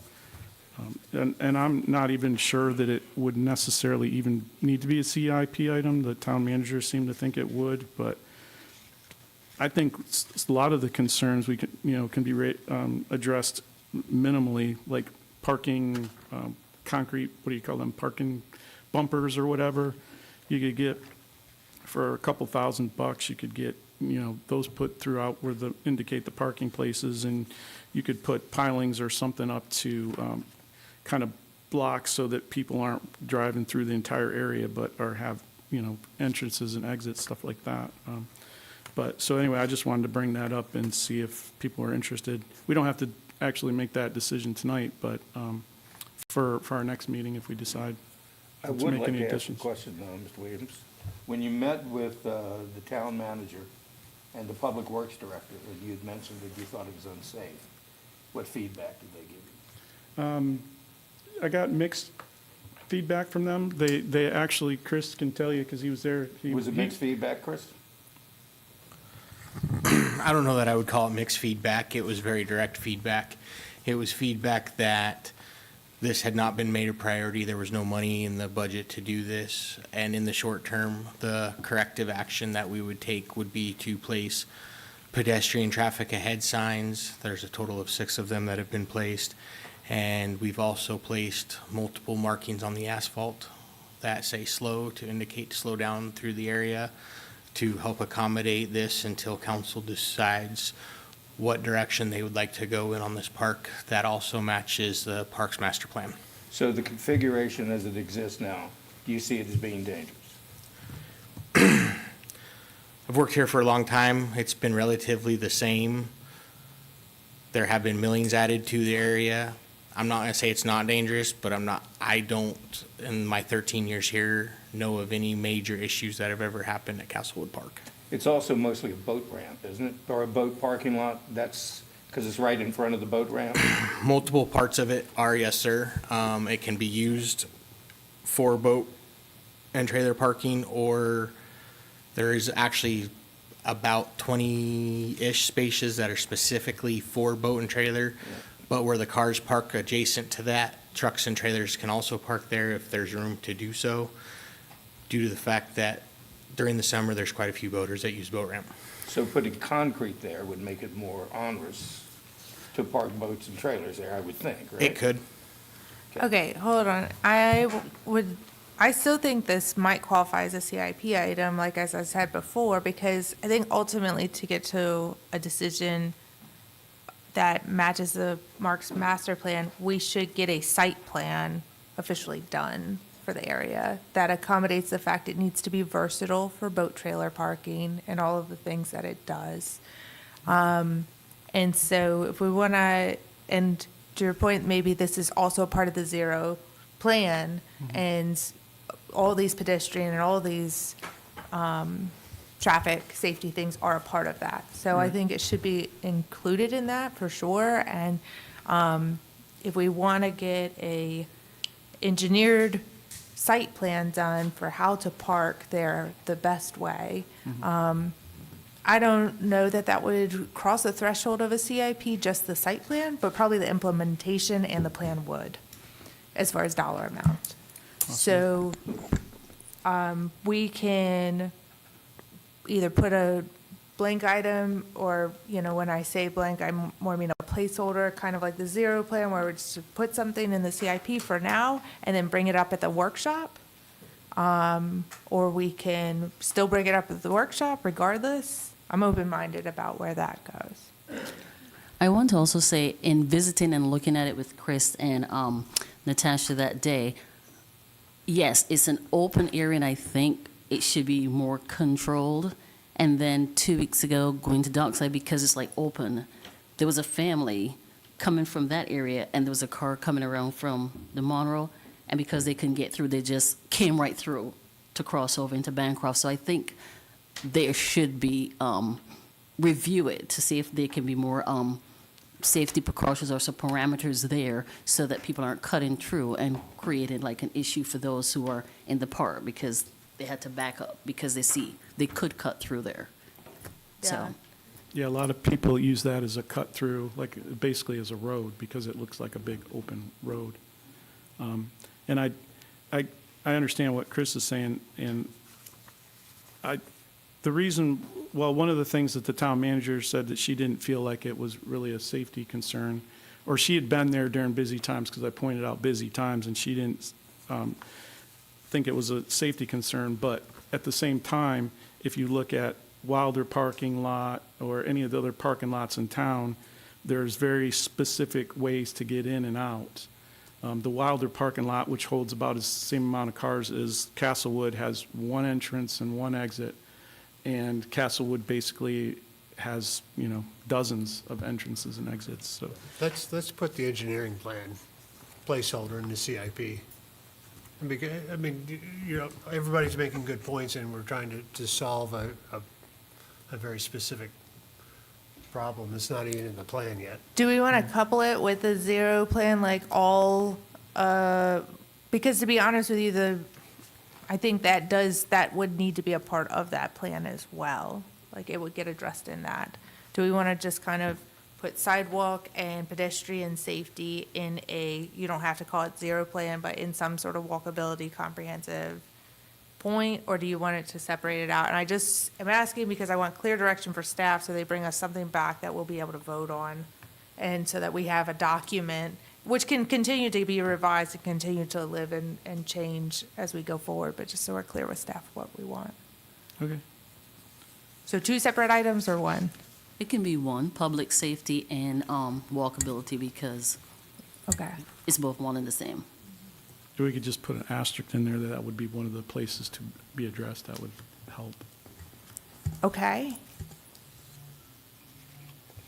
I can put that in a descriptor on the worksheet, kind of some examples of things. So first Okay. you would have your comprehensive bike ped traffic study, and then, Is that enough direction for you then, I Angela? think so. Are you going to vote on the CIP tonight, or do you want me to bring this back at the next meeting with that worksheet? And I assume we're bringing it back at the next meeting. Okay. I would Everybody? prefer that myself. Yeah. Okay, is there any more discussion on the CIP at this moment? All right, we're going to keep moving forward. We still have a lot of public hearings to go tonight. Next up is our public hearing for the Town of Colonial Beach Water and Sewer Residential Flat Water and Sewer User Fees. The following public hearing will be the commercial flat water and sewer fees. So I just want to make the distinction between the two public hearings. And Lisa, would you like to introduce? Yes. Good evening, Council, Madam Mayor. So we're bringing forward ordinance 782 to increase the residential fees and service charges for water and sewer. Water is going to increase to $422.56, and the sewer would be increased. That's annually, sorry. And the sewer will increase to $1,094.48 annually. Which is a difference of $94.60. Can we make that clear For the year. annually, what the annual difference is? I think I have it in a slide that I'm going to be presenting for the budget. Hang on. $8 a month, basically. I think it's $96.40. Annual, hang on. So that would have to change annually. What's 90 change? Okay.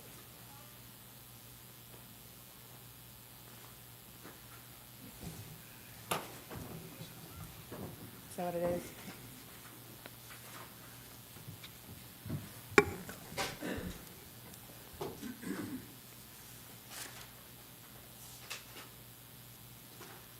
Yeah, the total annual increase is $93.64.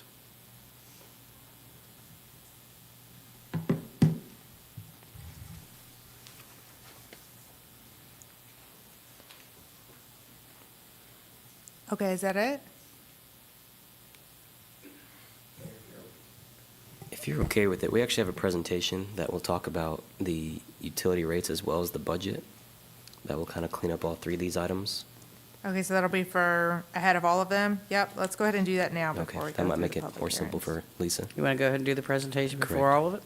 Okay. Start. Back to my beginning. All right. All right, we're going to start the next slide. The budget process overview. We start working on the budget November, December. We submit our capital improvement items to the town manager. Budget worksheets are distributed to the department heads. And then January, we ask for the outside agencies to contact the town manager's office with their funding requests. We start working on revenue projections, and then the department budget worksheets are submitted to the town manager. Then we have our town council strategic planning session, and then we start doing a detailed line-by-line review with the department heads and of the revenue. In February, we did initial budget discussions held with individual council members. In March, we did a budget workshop public meeting. It was on March 10th.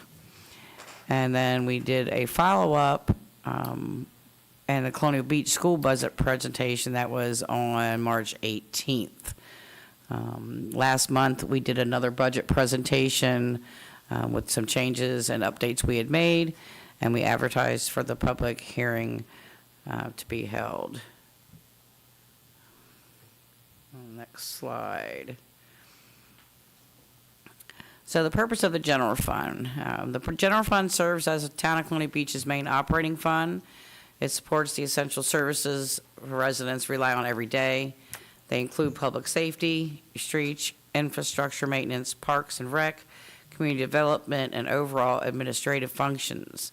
Because many of these services do not produce significant revenue on their own, they are largely financed through general tax revenues.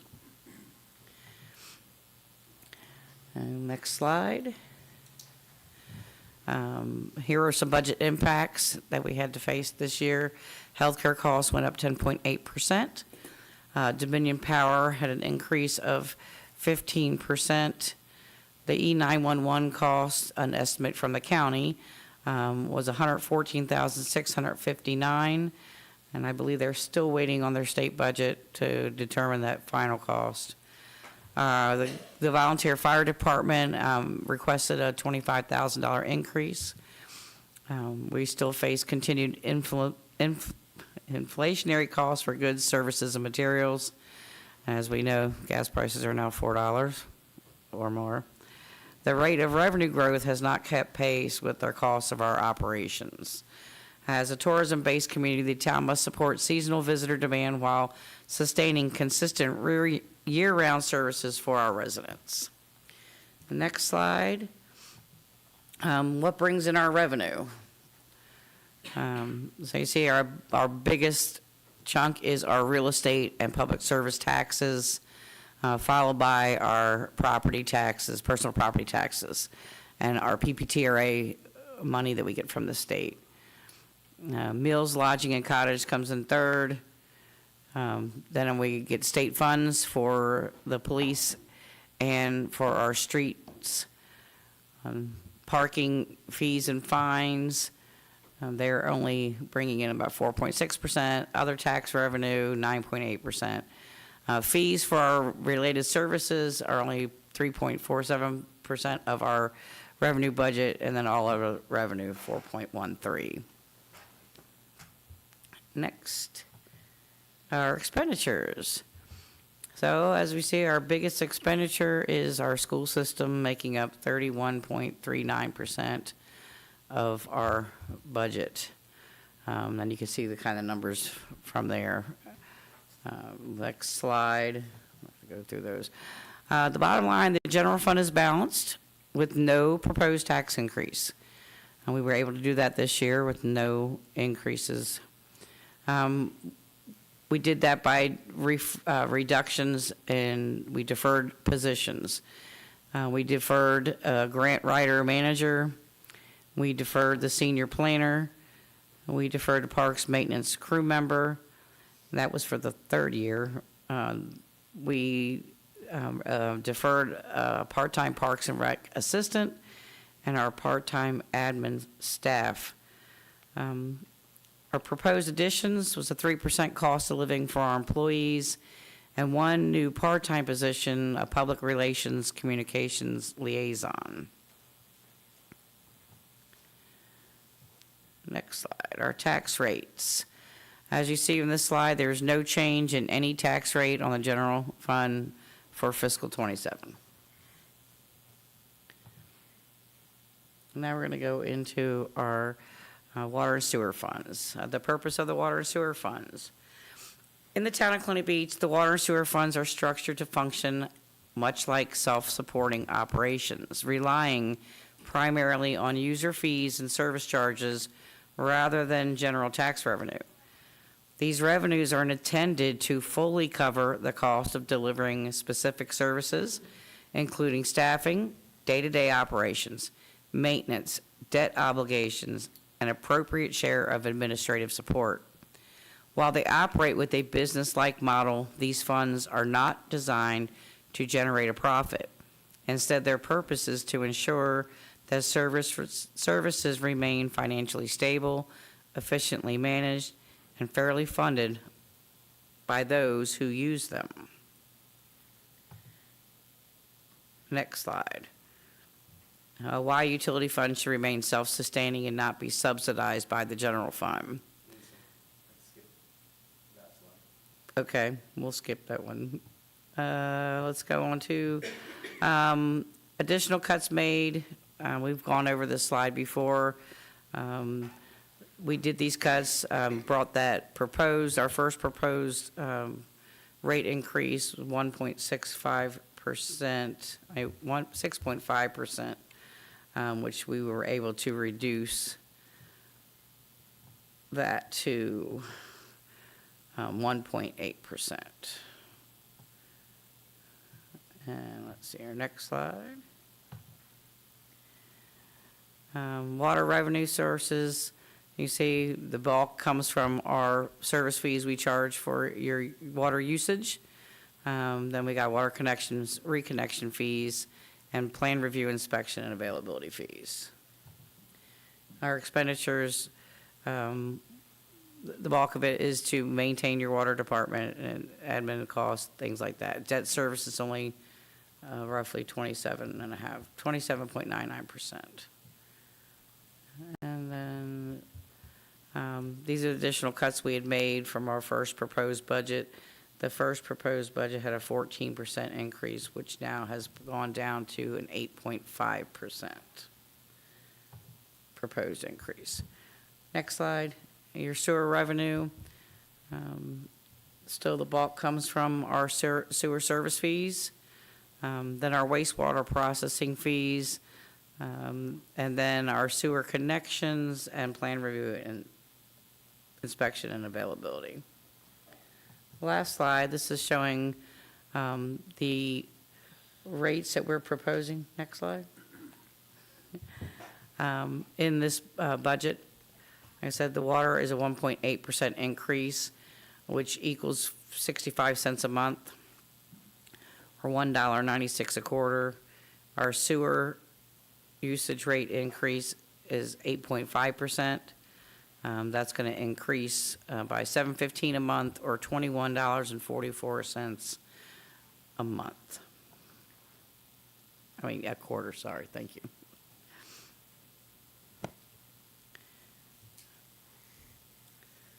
So the bottom line is, with your trash service included, your bill's going from $385.86 to $409.26.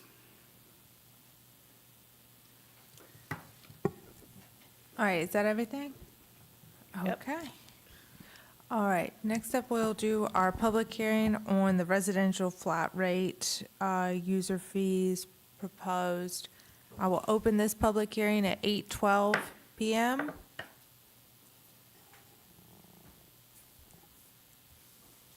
First up is Gail McKay. Welcome, Ms. McKay. It's so tired of me. It's pretty hard to pay bills as it is with a not very big social security income only. So an extra $100 a year doesn't sound like a lot to most people. To me and a whole lot of my elderly friends, it is a lot and it makes a big difference. So my real question is, what are you gonna do with the money? Are you gonna make the meters work? Because I'm one person in my house. My next door neighbors are 5 adults. I guarantee they use more water and they flush a toilet a lot more. I mean, I can't verify that because I haven't asked, but I bet that's true. So can anyone answer that question? Is that something to expect to happen? Or what am I paying for? Do I get an answer? We don't respond in public comment, but you can go to the town manager Oh, I and he want can an answer that answer. question. I do want an answer Yep. from somebody, please, yes. And also, the connection fees, my understanding is that they're not equal across the board, and I'd like an answer as to why that's true. And if it isn't true, tell me that. That's it.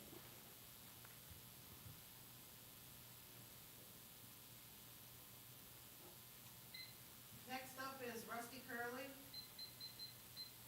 I think Mr. Curley left. Mr. Will Knuckles. Evening again, Will Nichols, 204 Monterey Bay Avenue. Water and sewer fees are sort of the equivalent of a regressive tax, right? So we're talking about a disproportionate burden on our most vulnerable parts of our communities, right? We've heard some comments tonight about the real-world impact on very specific people who have very constrained income and discretionary money to spend, right? And this is, I don't think, being overblown at all, because I've heard this from quite a few people, none of which, when I've actually met them, look like they're just, floating out ideas to try to have less of a burden. I think they really are that constrained. And if you look at the income statistics that you can look up for our town as well as our county, I think it's quite believable. And this is not an optional thing, right? So when you set these things, nobody can get out of this, right? In order to live, you pretty much have to have access to water and to be able to have your sewage carried away. So this is something that's forced on everybody. And I think the implications of this are something that should be taken extremely seriously, especially the way that it's being structured now, right? So part of the cost implications on our users are due to policy decisions that this body and its predecessors, people who've been there before you both, have decided that this is the way we're going to structure how to make payments in this town. It's a system that tends to encourage wastefulness, right? It can encourage an attitude of forget conservation. If I'm going to actually have to pay this much, I'm going to try to get my money's worth out of it, right? And there's no downside to that at all on the user side. But there is a real world downside to that, because at the plant, when the plant has to run more, it costs more. And then the plant comes back and says, like, here's our increased cost, right? And then it turns back into a rate. So it's a bad cycle based on, I think, poor planning as far as the rate structure goes. And we got a tease of this earlier about how there's generally, and I understand this in government in general, not wanting to bring in general fund money into dedicated funds as a general policy piece. That's probably a sound fiscal way to operate. But at the moment, we're in a transition period, right? We've got no real way to track what the usage is on the residential side, right? Because we've made a bunch of policy mistakes in the past, a bunch of implementation mistakes in the past. We're having to live with that. So I think it's not unreasonable to look to the general fund, which is not nearly as regressive as this would be in terms of impacts on households, and use some of that money in the short run. while we get our act together on trying to have the infrastructure that works appropriately to be able to measure and then hopefully bill and come up with conservation programs that actually try to lower all over plant costs. Because really, for a lot of things, particularly on the drinking water side, it's kind of a input-output thing, right?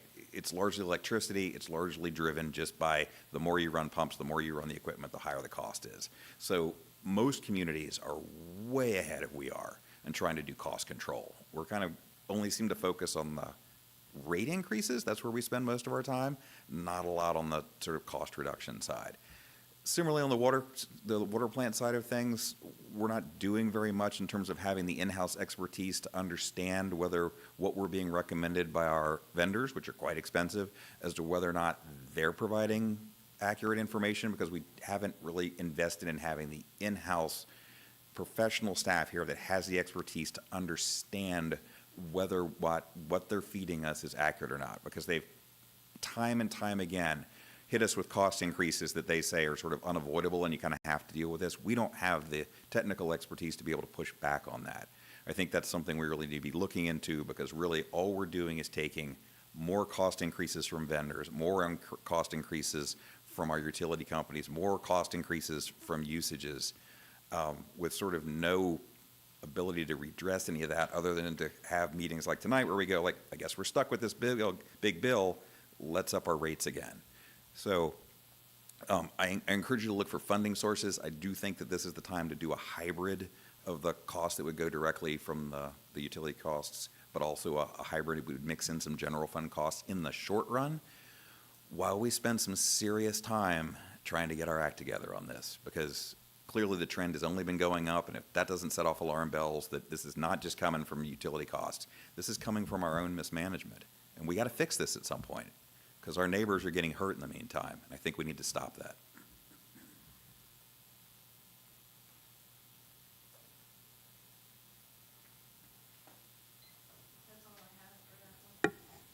Would anybody else like to speak at the public hearing?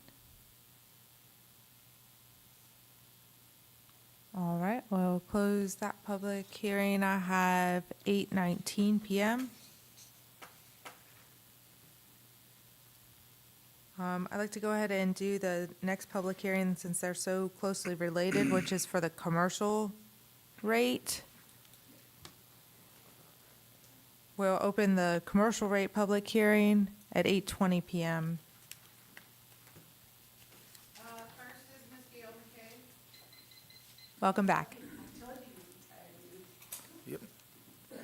That's what we're here for. So I have more questions. So there's a flat fee for not only residents, but there's also a flat fee for businesses. Do Drift and Muse, I don't know if they're two separate businesses, it looks like it from the outside, but they're connected, so do they have two separate fees or one? Just curious. But the real question is, why, again, it goes to meters, why would you charge the same amount for water and sewer to, say, Peddler's Market, who has no public restroom, I've asked, and the same fee to El Toro that's busy and open every single day? People use their restrooms, they use the kitchen. I don't get it. And I would like answers, and when would I expect those realistically? Next year? Next week? When? I don't know who I'm talking to. I'm talking to everybody. So I don't can know. answer that. So I have your contact information here, so I'll Okay. reach out by the end of the week. Perfect. I'll give you my number, too. All right, I have it right here. Okay. Thank you. Next is Mr. Will Knuckles. Similarly, on the commercial side, we haven't really done a very serious homework to try to incentivize conservation on this part of the puzzle either, right? So at least we have some indication as to what usage is, because there's a lot more data on that side. But it doesn't seem to be that we're utilizing that data to try to make informed public policy making decisions to try to figure out how do we get out of the mess that we're in. So this is not a good indicator as to what it's going to be like when we get the residential meter side, right? Because we're sort of like not doing very good work with the information we have on the commercial side.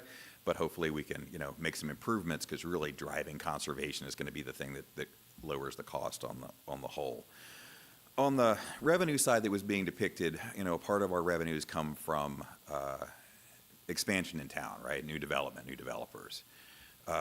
There has been some indications, I haven't seen this publicly disclosed by the town operation itself, but there seems to be some indications that there is a not insignificant amount of waivers that are given to developers over the years, both in terms of an inconsistency, and I'm always a person who's all about fairness in business. I think everybody ought to be on the same playing field, and any sort of, abilities to reduce costs ought to be available to everybody or be available to nobody. There seems to be an inconsistency problem on that actually affects our revenue bottom line. There also just seems to be the question about the authority to reduce the revenue side. So on the expenditure side, when we look to the professional staff and we say like, hey, I want to spend $100,000 or I want to spend $200,000, right? They would look to see, what's allowed in the budget, and if it's not there, generally without coming back to council to both voice that to the public and then to ask our elected officials, is that okay? That's usually a no-go, right? But in terms of, it looks like being able to impair the revenue side of this, which ultimately has the same impact when we're talking about having to change rates as a result of this, that doesn't seem to have any oversight that I can tell of. And certainly not a specific allowance, and not in the aggregate as well. It doesn't seem, I understand the practicality of saying if you wanted to change somebody's bill by $20 or something to do an accounting correction, that's a different thing. But my understanding is we're talking about tens of thousands, if not in aggregate, well over $100,000 in terms of these allowances, which are reducing our revenue stream. How that's allowed without your oversight, much less your affirmative blessing, is beyond me. And like I said, I think some real investigative work should be called on to try to get down to the root of this, to figure out, were these one-time things, are these ongoing things? And with the possible expansion of the things like, the Lennar properties and the seemingly hundreds and hundreds of possible, new developments, if somebody just said hey, don't worry about it, we'll just skip all those connection fees because we want you to come to town, the revenue implications to that would be huge, because we're going to get stuck with the delivery side of this, and we need all of those revenues on the front side to help partially mitigate those costs. And right now, it just seems to be happening in a complete sense of opaqueness, right? Nobody really knows what's going on. I don't know. I've talked to a number of businesses in town. They only hear sort of things through the rumor mill, and nothing is coming up in the reporting that actually puts numbers to this. And I'm hoping that that should be known by Public Works, should be known through the administration, should be known by the finance office. Everybody should be having constant understanding of where these revenue changes are. And it's not apparent that any of those groups are, if they know about it, they're not reporting it, and they're not being transparent. So hopefully you can put forth some data calls to try to understand this better before you get to the point of actually setting rate changes. Because right now I think you're shooting in the dark a little bit on this, right? Because you're looking at, these projections, but you don't know if historically that's been panning out, and you certainly don't know from a projection point of view whether that's going to be viable in the future or not. So please do some more homework. Thanks.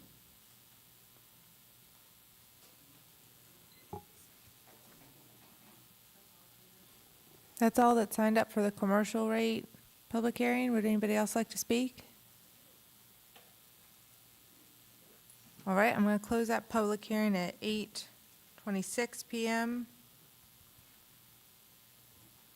All right, I assume we're deferring action along with the actual budget to the May 20th meeting. Huh?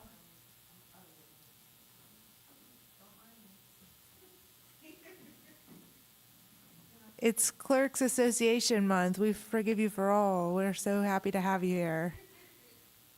Okay, we want to have discussion on those items while we're on that topic. Yes, Mr. Williams. I just wanted to point out, since we don't actually read public comment anymore that's written in, I just wanted to mention that we had about a dozen people write in, and they all of them basically said no to the increase. Some of them cited, we need to fix our income issues.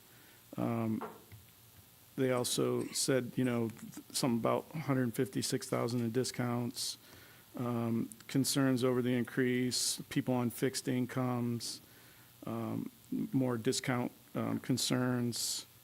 A lot of them, just basically simply said no to the increase. Some of them brought up the meters and them not being operating, which I know we actually are on the way to finishing that, hopefully by the end of the year. I'm hoping that we don't have to actually wait until 6 months. I believe Mr. Brower had mentioned that it would take 6 months of data, but I don't know, it seems like it shouldn't take 6 months, because I know I've lived in a town where they metered water, and it seems like we could easily find out what the typical average family uses. But anyway, that was one of the comments that was made. Just people saying that we should find other ways to make cuts instead of raising the rates. As Mr. Knuckles and others have mentioned, possibly this year, trying to make some cuts in the general budget fund in order to offset this for this year until we can get things under control. I just wanted to mention some of those things, and I have some of the same concerns. I personally feel like we need to do a townwide audit to make sure that everybody in town, all apartments, accessory dwellings, everything that's in town is paying a water bill. I mean, I have several examples where I believe that they're not. There's accessory dwellings that are being rented as Airbnbs that are not paying separate water sewer bills. There's apartments, there's houses. I think there's a house, I've got to do more research, but I think there's a house on my street that may not be paying a separate water bill because it's on the same lot. So there's just a lot of concerns that I have before I could actually support an increase. That's my 2 cents. I saw a lot of those comments too. Obviously, I read all the emails. I do want to make sure that we're, as a council, providing information that is helpful to our residents. One of the big things that comes up is affordability with the water sewer bill on people off of Social Security. And I just want to make sure that we all do our part to disseminate information about the senior discount program that we have for all seniors that are eligible for that, and for disabled, senior and disabled discount program. And so when these concerns come up, I want to make sure there is information given out about that. The application is with Ms. Oliver, who is our clerk, and we do have several people in that program. We expanded the program qualifications to match the HUD guidelines, and I know it doesn't help everyone, but it may help some of the people who are having these concerns. And if they just don't know about it, then it's sort of up to all of us to make sure we disseminate that information to help them. Also, on this, I just want to say thank you to the staff for now the fourth revision in trying to reduce this as much as possible. I have one more question about it. I know we're going to be at the next meeting. The only item in it, and I've been back through it as many times as, through every item, but the last item is the sludge disposal number. Is there any portion of that is reimbursable by the DEQ funds? Because if there's any portion of that can come out of the operating costs because it's reimbursable, then maybe we could get it even a little bit lower than we are advertising the public hearing for.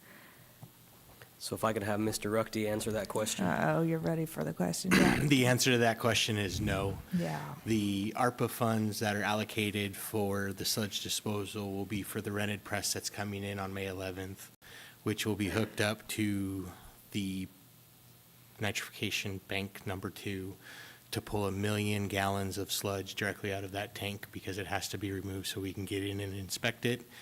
And after that tank is emptied, if we have time, we will continue doing other tanks that have been out of service so we can get into them and inspect them as well. And that's where that $200,000 in the ARPA grant for sludge disposal is going. So, but the $200,000 that's in our budget right Is for now. day-to-day operations. It is not, it's in, so that is in addition to the sludge disposal in the Correct. operating budget. Yes, ma'am. Okay.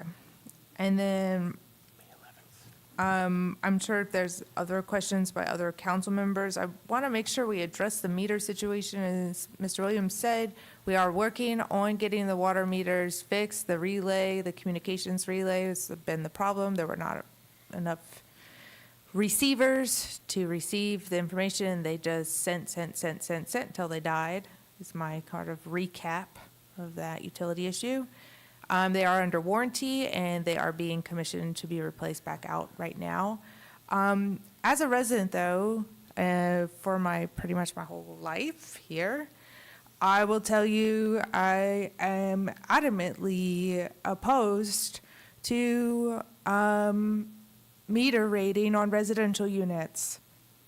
Adamantly opposed to it. And I will just go ahead and put that on the record and out there. This town residents, us that live here full-time, whether you are a single person by yourself or a family with 3 kids, uses more water than 40% of the houses in town, which are second homes and sit vacant. Our second homeowners, God bless them, we love them, we are so grateful for them here, they subsidize your bill. They are paying the same water and sewer rate and trash rate, and they come to their house maybe twice a year. They do not flush their toilet every day. They do not flush their toilet 10 times a day. And they are paying the same rate as you. And while we are very grateful for that, part of our economy is very important to us, for the people that live here year-round. Those of us that live here year-round would substantially have to pay a lot more if we go to metered usage. And that is even if you are a single elderly senior citizen by yourself. Because the house 2 blocks down from you or next door to you that is a second home is sitting there not using any water for at least 6 months out of the year. And so it would put enormous undue burden on our full-time residents, who we need desperately in order to have an economy at all year round, to work at all the jobs that are here in our town, which are restaurants and Food Lion and gas stations, our police department and our teachers, which are not high-paying wages, as we know from our median income. We're very aware of that. I'm very sensitive to that. And so I would just say that while there are a lot of comments that we get about going to metered usage, I think it's important to inform the citizens of what that really means to the full-time resident, because it is not maybe what they think it means. And it has been told to me numerous times over many years by many former mayors as well, that if we were to go to metered usage, that the full-time residents' bill would go up and they would be the ones paying for that. And the 40% of our houses that stay vacant for most of the year would be the ones getting the discount. And we have to operate that plant in every single part of our utility system 365 days a year, whether they come one weekend or they come every weekend. So I just put that out there as information. I have had former mayors say this. I'm repeating it myself as well so that it's very clear that we do not. We want to take the burden off of the year-round resident as much as possible. And a big portion of that is because our seasonal second homeowners are paying that flat rate along with us. And taxes of all, their personal property or real estate taxes as well, to help support our schools for the kids that end up working at our shops and, growing up here and then becoming professionals that open up things like our new dog grooming business. So I just think it's important to note that in this conversation. Also, if we should, though, use the data. The data that we get from the meters is important, and we can do a lot of good with that data. And we should be conscious of our environment and water usage.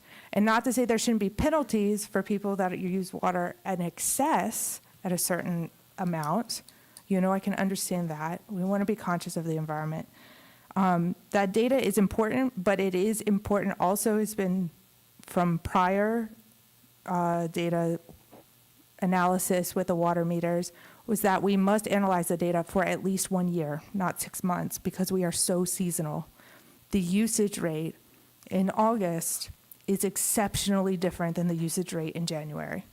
And if we do not understand the seasonality differences in April, May, compared to September and October, or compared to December, then we're not going to be able to analyze the data appropriately for what that really means for our town. So we want to be intentional and thoughtful about that, and we can use that data. And the meters are good, and they are also mandated by the state. We don't have a choice, so we're going to make sure they work and try to get some good context out of that. But I get a lot of comments about the usage thing, so I just wanted to clarify that. Mr. Wood, I see your hand up. Sorry, I went on a rant there. No. It's all valuable information. I'm going to piggyback on that and ask either Lisa or Chris, whoever is the best person to ask this, okay? I'm a single person on a fixed income. Once meters are all the way through, once we're all the way live, is my water bill going to go down if I only flush the toilet one time a day? No. Okay. So what's going to happen, is it because we're not paying for the product, we're paying to get it pumped to us, basically, correct? Well, we would still have a flat rate up to a certain number of gallons. Right. The meters would be, it's like, so we do our commercials now. When they go over a certain amount of gallons, then we charge them extra money. So that flat rate will not change. We still need to have that flat rate revenue. Right. To cover our operating expenditures. Well, see, and that's what's important, I don't think people understand. And I can understand why you wouldn't, because it's counterintuitive, okay? But there is a flat rate that you're going to pay for water. Yes, every water system has one. Mine at Placid Bay, I have a flat rate.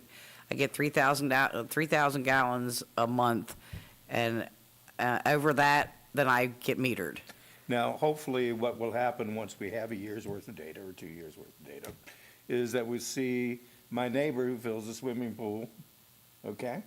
Then ultimately, because we're getting more revenue from them, don't need as much from me. Okay, that's not something we can determine day one. Right. Once we get enough data, we can analyze different things, and we could present to council. Maybe we can lower, or maybe we need to raise it. The average household is right now the flat rate is $5,000 per month. Maybe we need to raise it. Maybe we need to lower it. But we need that data to make those kind of determinations. But it's important for everybody in the audience to understand, okay? And don't believe things that aren't true. You're going to be paying the water bill that you're going to be paying, even if the meters go up. So it's not a question of the town wants to overcharge you guys, okay? Because I'm in the same position you are. Again, I'm on a fixed income too. I don't want to pay any more than I have to, but I do want clean water. I want water on demand. I want it to show up, and there aren't people who are getting these backroom deals. I see all kind of weird stuff on social media. But the town isn't cutting backroom deals with people. Okay, I know the integrity of our town manager, okay? And you have my word on it that people aren't get backroom deals. So if you hear things that pit you against your neighbor, you can rest assured it's not true. But it's important for everybody to know that that $400 that you have to pay in your water bill, once your meter goes in, you're still going to pay it. And that sucks. Paying that kind of money sucks. But it's what it costs to actually get the water safely to your door. Is that a fair statement, Chris? Absolutely. Mr. Williams, I see your hand up. Yeah. I don't want to get into a back and forth, but I mean, I just disagree. We'll agree to disagree on the usage thing. I mean, I feel like conserving water does make a difference, and we're completely leaving that factor out of this. And it's very easy to figure out what the average household uses for water. And you set your gallon limit at that, but that's, like I said, I don't want to spend all night arguing back and forth on that. As far as deals, I mean, if you think that $15,000 for 9 condos and 2 businesses is not a deal, then I guess we can disagree on that as well, when the going rate is much higher. But one of the things I wanted to ask, I don't know if Elise or Adam could answer, but are the businesses now being metered? Because, and maybe I'm misremembering, but I thought a year or two ago, Businesses I have was told that. they've been being metered if their charged? meters are working. As they're coming back online, as Chris is getting those replaced under the warranty, they are starting to get back on. Those commercials are now being metered. But when the meters weren't working, we couldn't meter them. So now that we're getting the systems back online, and I believe the commercial ones were the first ones that Chris went after, so we can get those bills back to where they need to be. So they're all paying like usage now? We're still, not all, we're still working on getting the rest of the system. We're waiting for the rest of the parts to come in.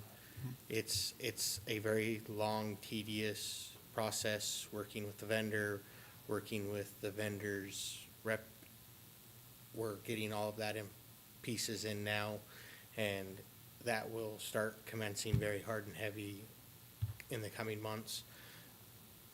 95% of the collection system has been upgraded and is operating. We're waiting on the last piece, which is the last collector, which is, we have one on each water tower.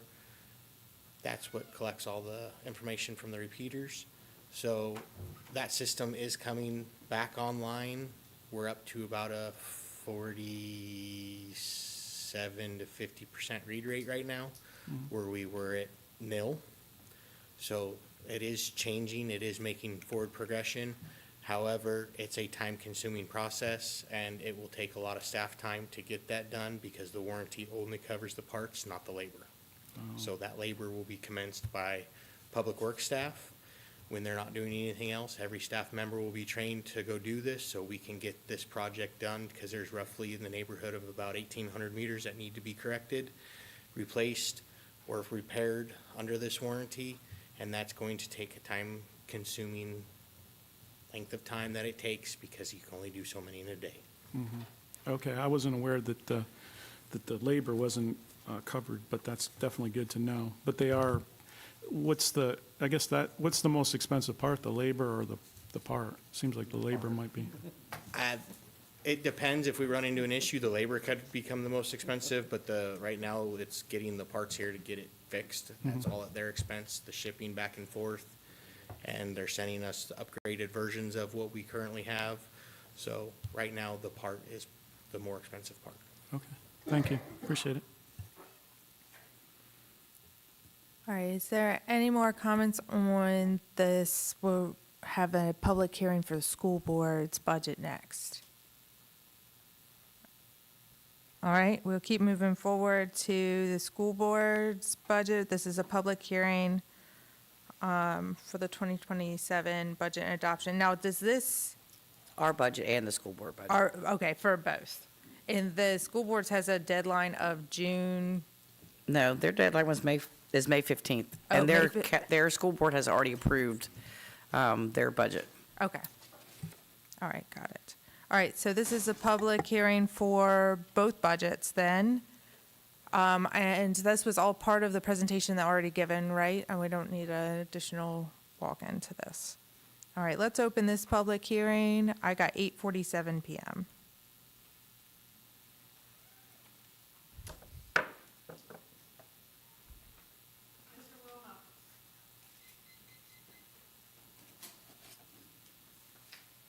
Welcome.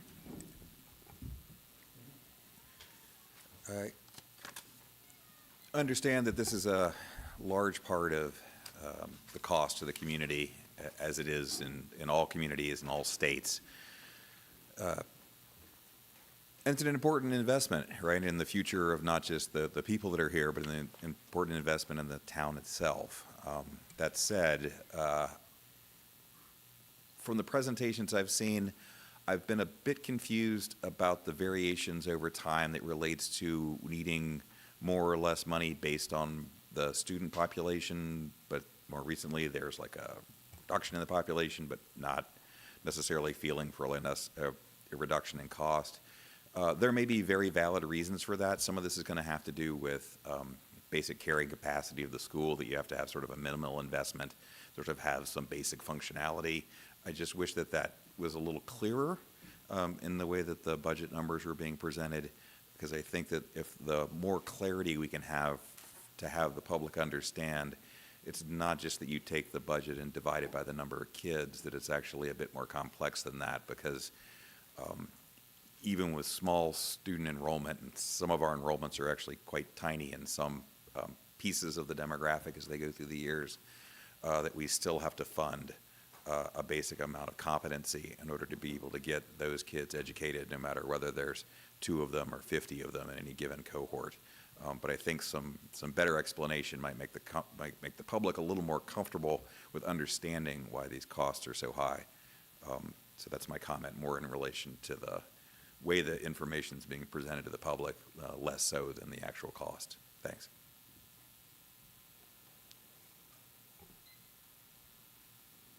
Anybody else? Going once, going twice. Okay. All right, it's getting late. 8:49 PM. We will close the public hearing. All right. Is there any further discussion on that topic before we move on to the next? We've had multiple presentations by that point. Okay. All right, I think we're good. Next up is we're authorizing public hearings for zoning text amendment. This is for a small-scale production. Is this, Angela, is this you?